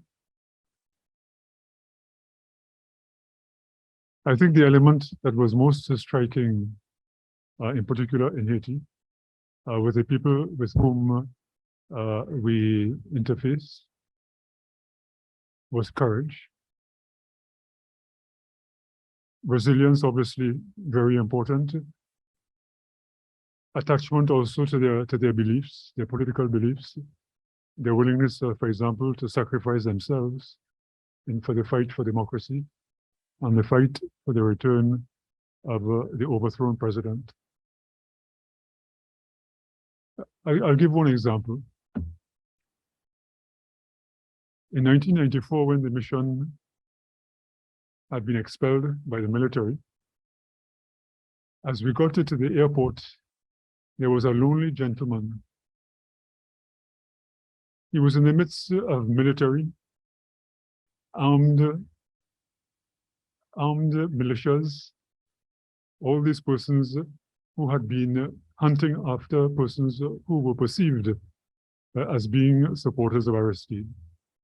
As the head of a human rights organization, he would have been obviously being categorized as a pro-Aristide. But he was there all by himself. And he has come to say thank you to the mission.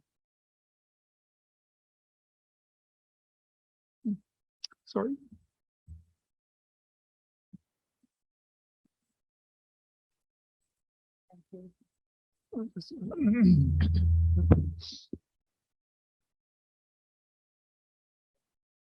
With the persons that we meet, I would imagine the first quality required would be empathy. They need to make an effort to understand their circumstances, to understand why they do what they do, why they take the positions that they do. They need to be open-minded. They need to be fair-minded. As I said, to understand the pros and the cons, because I think also that if you're a diplomat, you want to be balanced. You can't rush off to take quick decisions. You need to be able to think about it, to weigh what you're doing, in particular if you have the time to do so, and not just run off because you figure that if you do it quickly, it means that you are a very good diplomat. So I hope I've answered partially your question. But as I said, I think empathy is extremely important. Without that, it's not going to happen. Thank you, Ambassador. I just want to let the audience, we have a lot of people online still. You can send questions or comments through the chat if you would like to. I'm not seeing any questions coming up yet, but there is the opportunity to do that. We won't be spending very much time on this, but there is a 10 minutes or so. If you have a burning question, please send it through.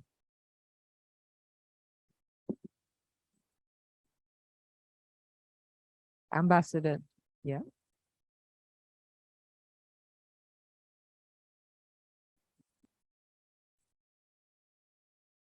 Unity, Miss Guy.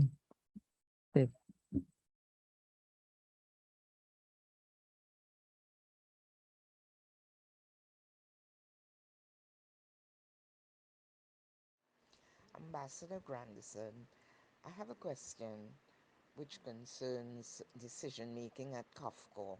Within recent times, there have been at least 2 instances where decisions are taken at COFCO and states act differently. 2 examples, the recent election at the Commonwealth and the Guaido issue, seating of Guaido's people at the OAS. I recognize that states are all sovereign and one has to respect the sovereignty of states, but it seems to me that there's a breakdown where principles are not being observed or respected. What are your comments?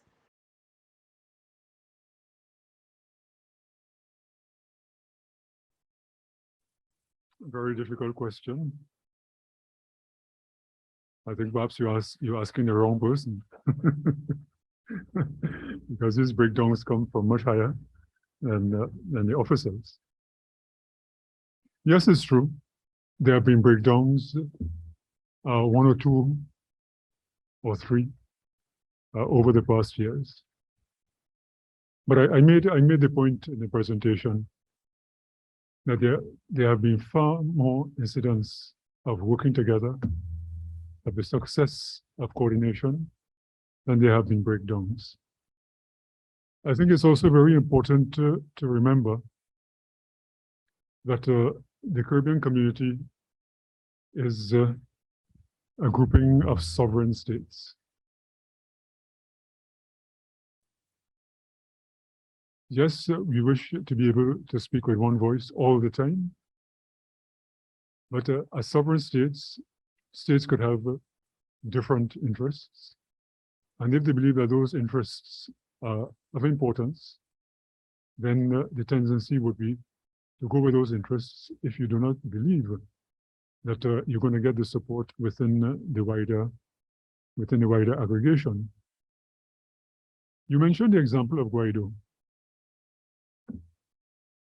Again, you'll be surprised to know that the Caribbean community, at the level of foreign ministers and at the level of heads of government, have put out a number of statements agreed upon by all the member states of CARICOM.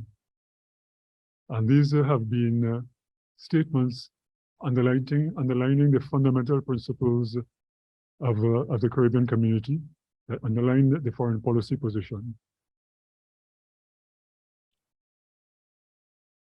The importance of prohibition of a threat of intervention, self-determination, all the values of the United Nations, respect for international law, respect for human rights. So yes, we may have gone off on certain aspects of the Venezuelan issue, for example, with regard to recognition of who was supposed to be the president of the country. But as I said, it has been possible, therefore, it hasn't always been easy. But again, because in the course of our deliberations, we've been able to put together, therefore, as I said, agreed positions. I think we also need to take into account, yes, principle-based is very important. And as small states, CARICOM always says that you have to hew to international law. You have to hew to these major principles. But there's also a reality to international politics. If a neighboring country has a difficulty with a neighboring one, and that neighboring one has 2 persons who claim to be president, and there's a problem you have to resolve, and which requires the assistance of that neighboring country, to whom are you going to speak? The person who is said to be president, or the person who manages who has in his hands or her hands the effective levers of power? So I hope I've been able to answer your question. But it's a problem which will arise all the time. But these tend to be exceptions and not the rule. Thank you. We have one question online, extremely difficult one. Well, in my view, what would you consider to be the pinnacle in your career? It's difficult for me because it sounds as if there's so many pinnacles, but Ambassador, over to you. No, sorry, that was an easy question. That was Haiti. That was the experience in Haiti. From a point of view of work, from the point of view of transformation of the person, from the point of view of making contribution in difficult circumstances, being in a position to help persons who found themselves being hunted. There are a number of things I haven't said about that mission. And perhaps I shouldn't start, if not, I'll go on for over and over. But I mentioned persons who are being hunted. And there was a dimension of the mission which I'll talk about. I call it the cloak and dagger dimension. A person beaten by the police could not go to the hospital because the police would come looking for that person at the hospital and to continue the beating. We therefore put in place a network of clinics and of doctors, and the mission itself put in place a medical capacity. There were other cases where persons were being hunted down because of the fact that they were very militant, and they could be killed. And we worked closely, for example, with the US Embassy and with the French Embassy in facilitating their departure from the country. So that's why I think when I take all these things into consideration, that Haiti would obviously be the pinnacle of my career. Yeah, I would also add, and it's something I didn't mention, but a fair amount of negotiations had to take place. I had lots of meetings with the head of the army, General Cedras, and in order to get, for example, permission to do certain things, especially in the early days, there was a question of negotiating. So again, as I said, all these skills came into play. Thank you very much for that answer. I think what it demonstrates to all of us, and that might be particularly relevant to the younger people in the audience, is that this is what you gain from taking on difficult and challenging assignments. You always grow, you always learn more. And in fact, you have the opportunity to achieve much more with the difficult than with the easy. And it's an important reminder for us. Thank you. I have two things, well, three, I think, but we'll start with two. One is a brief comment from Ambassador P.I. Gomes. While joining the remarkable recognition of the many accomplishments, sorry, I've lost the train, of Ambassador Granderson in the Hemisphere of the Americas, I wish to record how much he was a friend and a strong voice for the countries of the African, Caribbean, and Pacific group of states. And there is a question that comes from a female diplomat and alumna. Do you think your career would have been different if you were a female diplomat joining the service at the time that you did?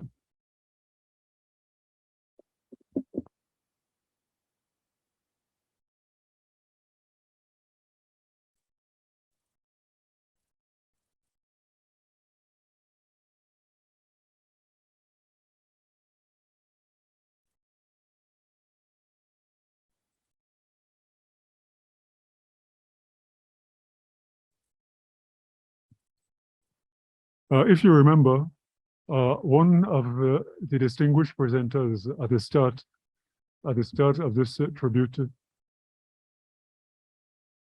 was Ambassador Sandra Honore. What she didn't mention is that she was the head of the United Nations peacekeeping mission in Haiti. She was also the special representative of the Secretary General of the United Nations. It means that under her, there were a number of generals, colonels, and majors who took orders from her. And she went through basically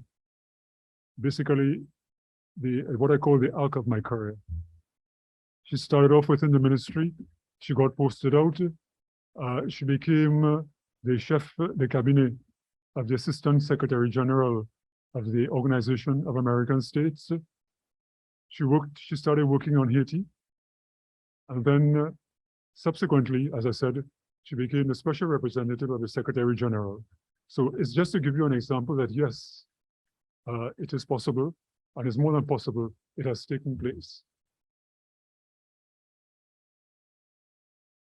Thank you, Ambassador.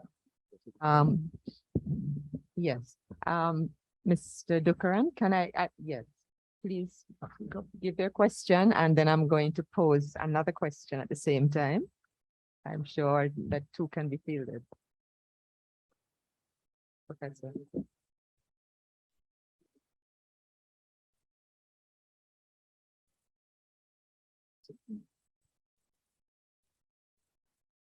To express a comment in my relationship with Ambassador Colin Granderson over several times and several years. I've always been comforted by two things. In political discourse and in conflict situations that do take place among diplomats and politicians, in which I was involved on many occasions, one of the things that always impressed me about Ambassador Granderson was the fact that you can say what you like on the table, but you can rely on him of writing the right things down. And I always felt that. And therefore, he gave me the laxity to speak beyond my terms at times. And secondly, in my association with him,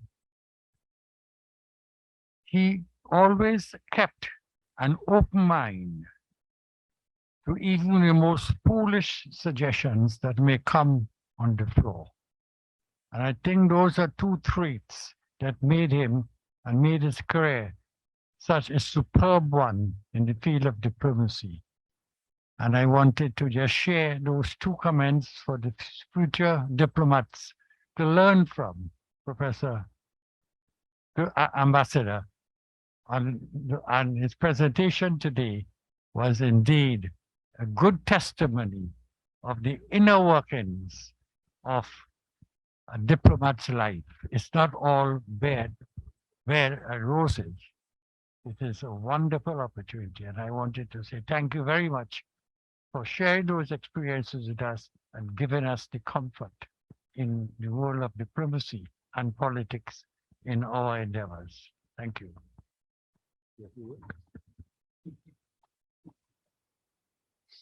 Ambassador, I'm going to Ambassador Granderson.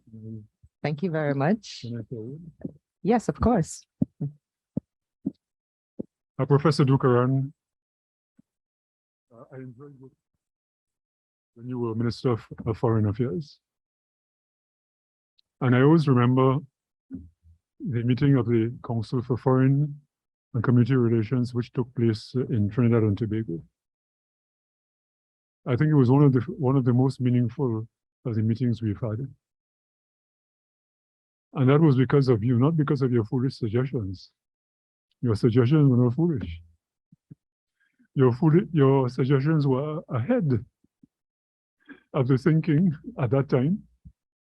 And I think it's only subsequently we realized that what you were putting forward would be important in the way we directed and managed our community. I thought I should say that. It was very, very important. And I thank you for the support that you've always provided during that period. Thank you.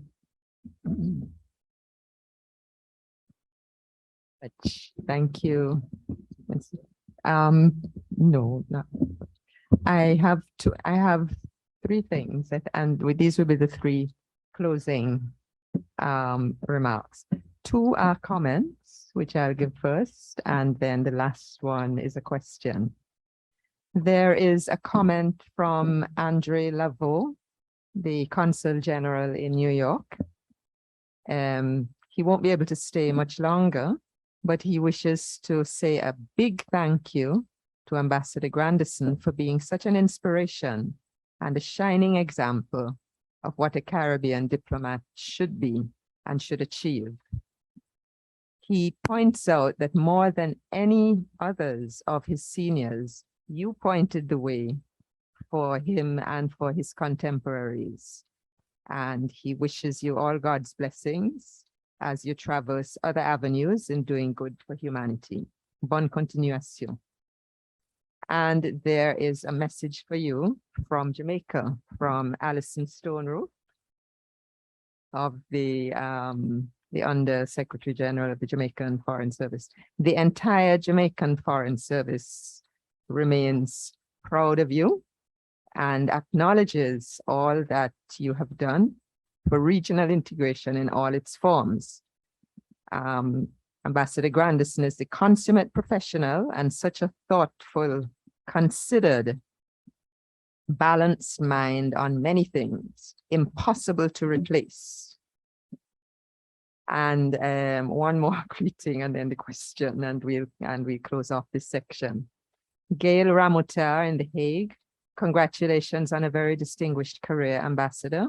I was proud to meet you as a junior officer in the MFA in the 1990s. Thank you for sharing your fascinating experiences and wishing you all the very best in your next ventures. And then from Dr. Nand Badwil, final challenging question. The digital environment and the involvement of increasingly diverse actors in the international system are among the factors driving change in the conduct of diplomacy. In your view, how has this changed the character of contemporary diplomacy? First of all, let me say thanks very much to PI, that's PI Gums, to Andre, to Alison, and to Gail. I remember all of you. I won't go into any details. Thanks very much for the comments. Yes, we live in a digital world now, and it has changed diplomacy and how we work, how we function very, very deeply. First of all, we have a huge amount of information through which to sift. And this information comes at you in huge quantities very quickly. And you also have to respond as quickly as possible to all this information. That makes analysis far more difficult. It makes decision-making far more difficult. But it also requires a different mindset because the old days of pen and paper. Sorry about that. I think the old days of pen and paper are normal. But this has increased the amount of work that the diplomats have to do. It has complicated the work of the diplomat because in addition to the speed and quantity and volume of work, there's the fact that there are a host of new actors on the international scene who precisely because of the impact of the internet, of social media, that they themselves are in a position to influence the unfolding of diplomacy, and therefore one needs to keep them in mind. So meaning that in addition, obviously, to working with diplomats, you have to keep in touch and to remember the role played by non-governmental organizations, civil society organizations, and also the heads of major international enterprises. The community has taken advantage, obviously, and this, I think, was very striking during the period of COVID. The heads of government met, I can't tell you offhand how many times, but it was close to once every 2 months they were able to meet. And they were able to meet in conference because of the fact that it was possible to do this virtually by using Zoom, using Teams, or whatever digital link that was required. It also meant, therefore, that decisions could be taken far more rapidly, that coordination could take place more rapidly. And this made, obviously, for more effective workings of the community. I will simply say that one of the former students, a recent former student of the Institute of International Relations, has been in touch with me for quite some time with regard to digital diplomacy. So he has forced me to do some work in an area in which I didn't know very much. And I certainly thank him for having stimulated that interest. Thank you, Nan. Thank you very much, Ambassador. I think that you have given us a very rich set of offerings to reflect on, and I won't be surprised if you get a lot of emails from people who listened to the session today, and that you've stimulated further questions or comments thereafter. So thank you very, very much indeed for all your reflections, your memories, and the experiences that you've distilled for us in the last half hour. It has been a treat. And we are getting close to the end of our program.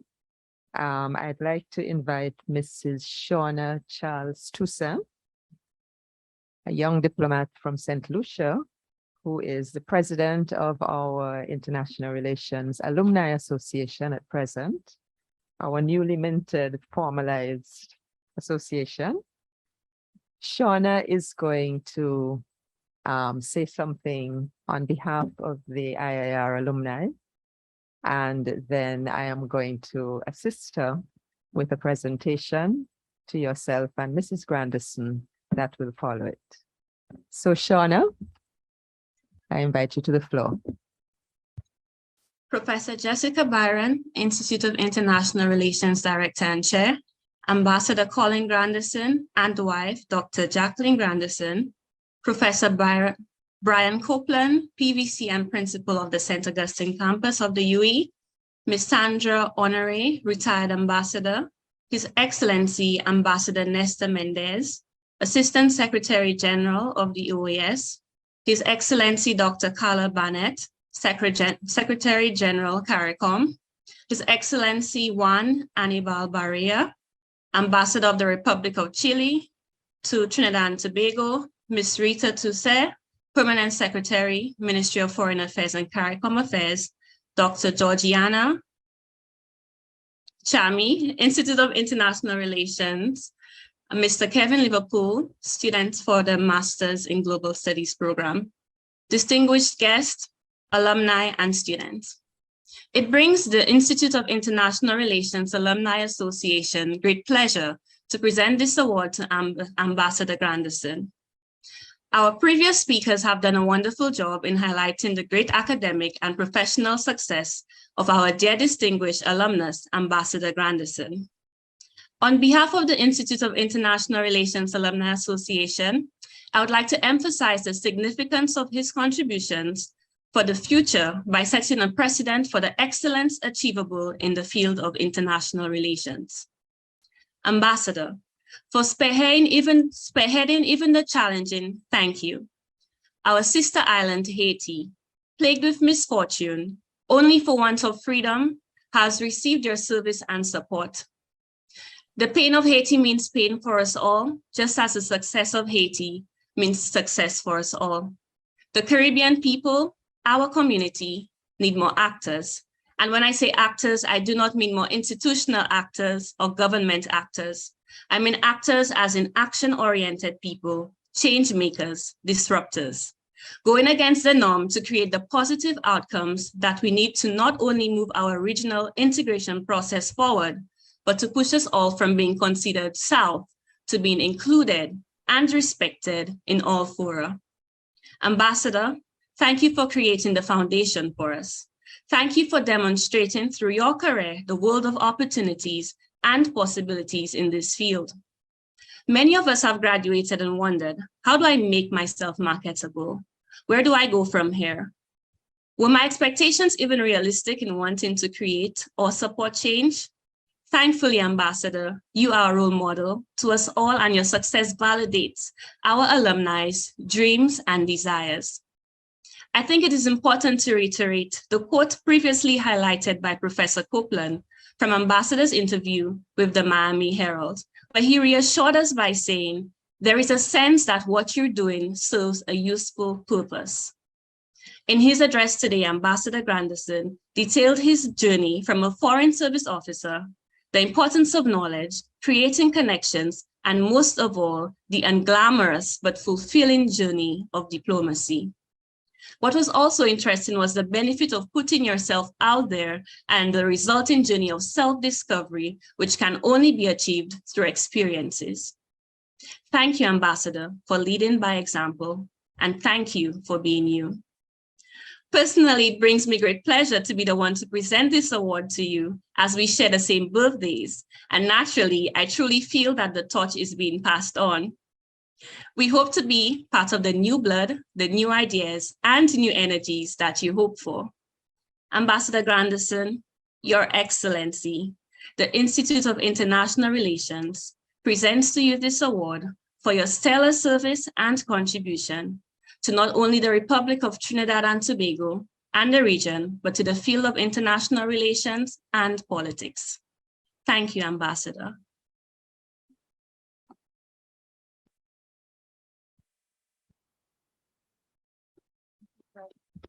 Thank you very much, Shauna. And now I'd like to invite Mrs. Granderson to join Ambassador Granderson here, because we have a little presentation to make to both of you. And hopefully John will be able to take a picture. Shall I start with the lady?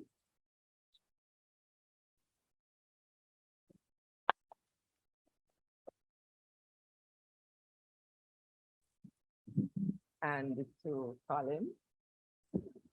And to Colin, as Shauna said, we're very happy to leave you with a small token of our esteem and best wishes.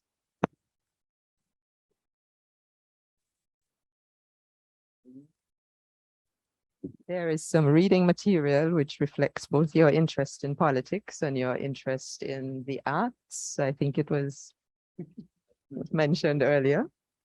And this is a plaque. You're free to open it if you wish. From the Institute.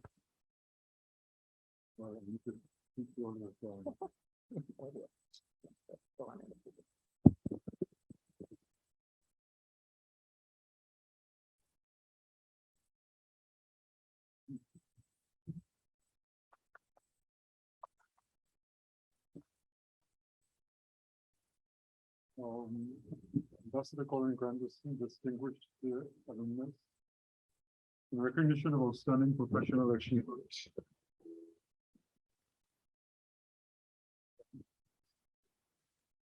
The international community and the Institute of International Relations, the U.W.I, St. Augustine campus, June 27, 2022.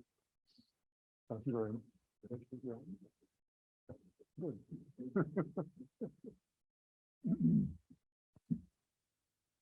Thank you very much, Shauna.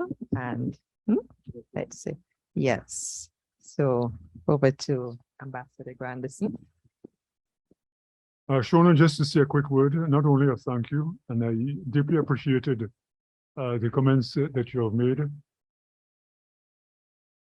But it's clear from your presentation, from your delivery, that I know that the future of diplomacy in the Caribbean community is in good hands. I wish you and your colleagues my very best. I wish you also success in the work that you're doing. And yes, you mentioned the difficulties of graduates in getting, in finding employment, but I hope that the U.W.I will be able to find employment, and that you yourselves will be able to trace your own path as you move along your life. So best wishes for success, and thank you very much for those kind words. Thank you also for the gesture of the plaque. My wife might say there's no space on the wall, but I'll put it up.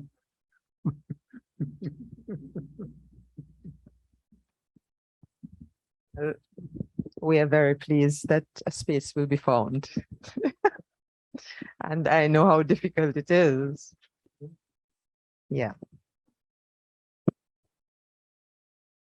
We already said thanks to Professor Byron for organizing this event. But I think I also want to say thanks to the staff of the Institute of International Relations for the work I'm sure that they've done under your guidance in putting this event together, in obtaining, as I said, this formidable list of presenters, and also in the digital work which was done, because I thought that video was really very touching. So thanks to all of you. It's been our pleasure. And I would like to also thank Ms. Gail Guy, who has been a very important advisor in some of what we have been doing. And she's been staunchly behind us in this particular initiative. And now, Colin, I know you've tried to thank everybody, but you can't take away the role of our voter of thanks.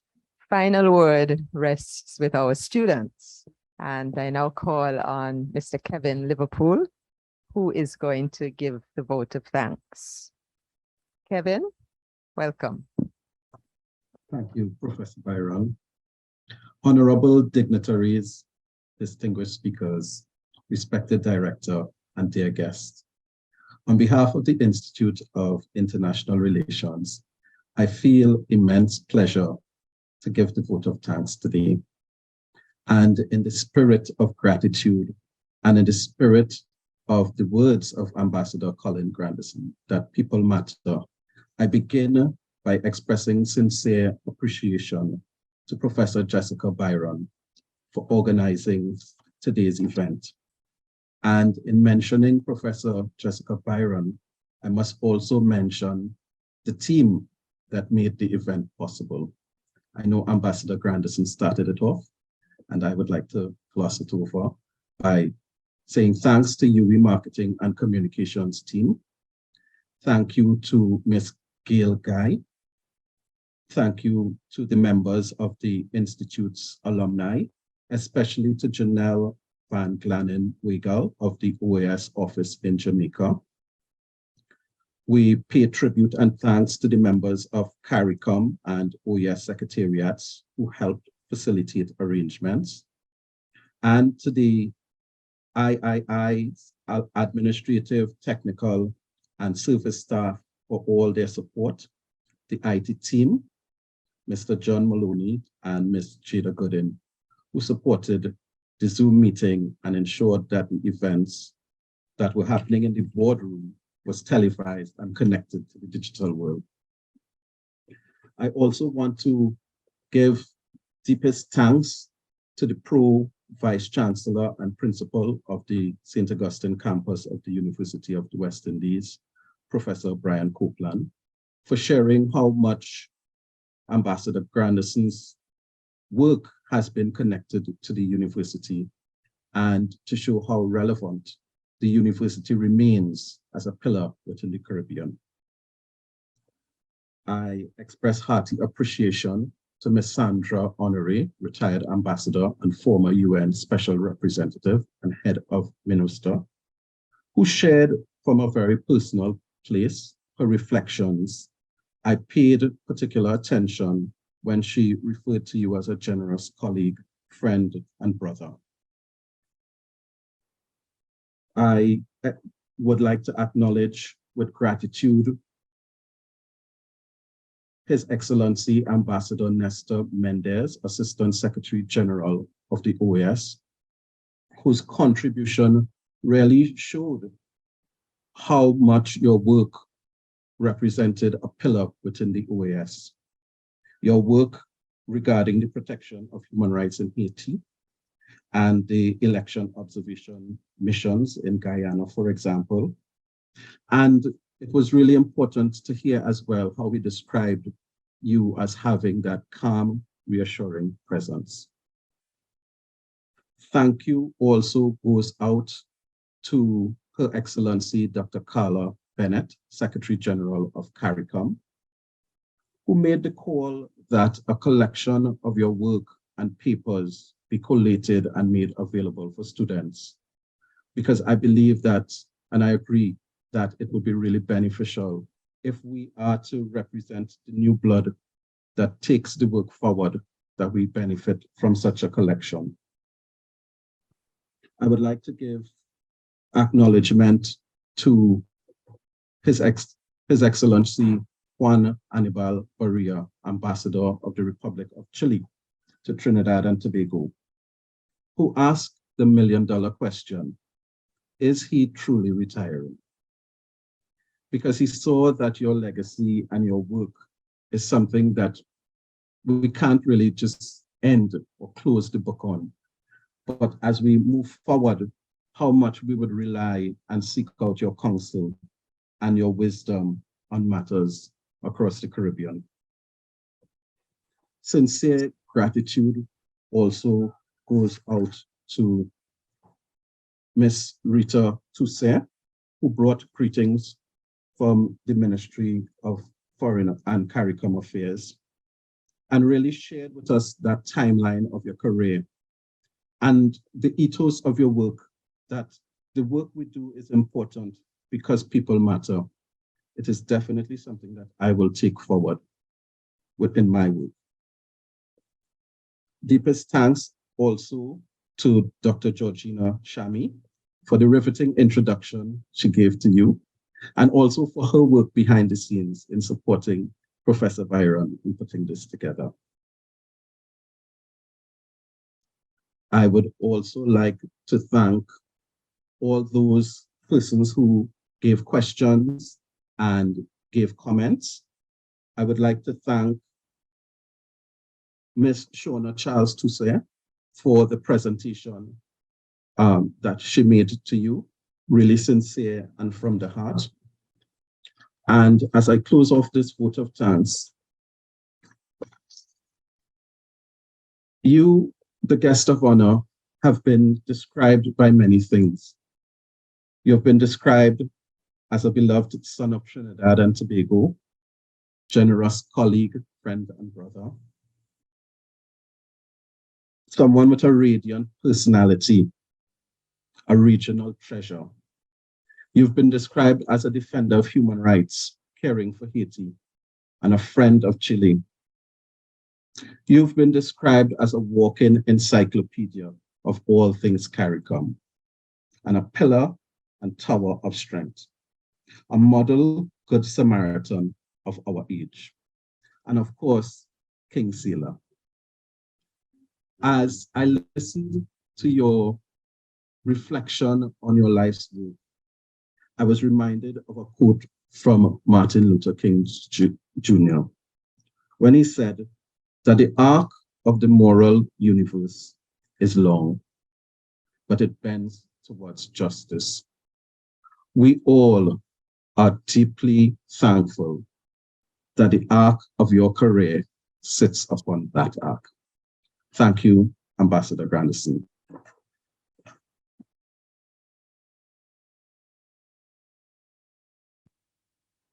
You, Kevin. Thank you very much. Ladies and gentlemen, this brings to an end our webinar this afternoon. Thanks to everybody for attending and for contributing, and have a good evening.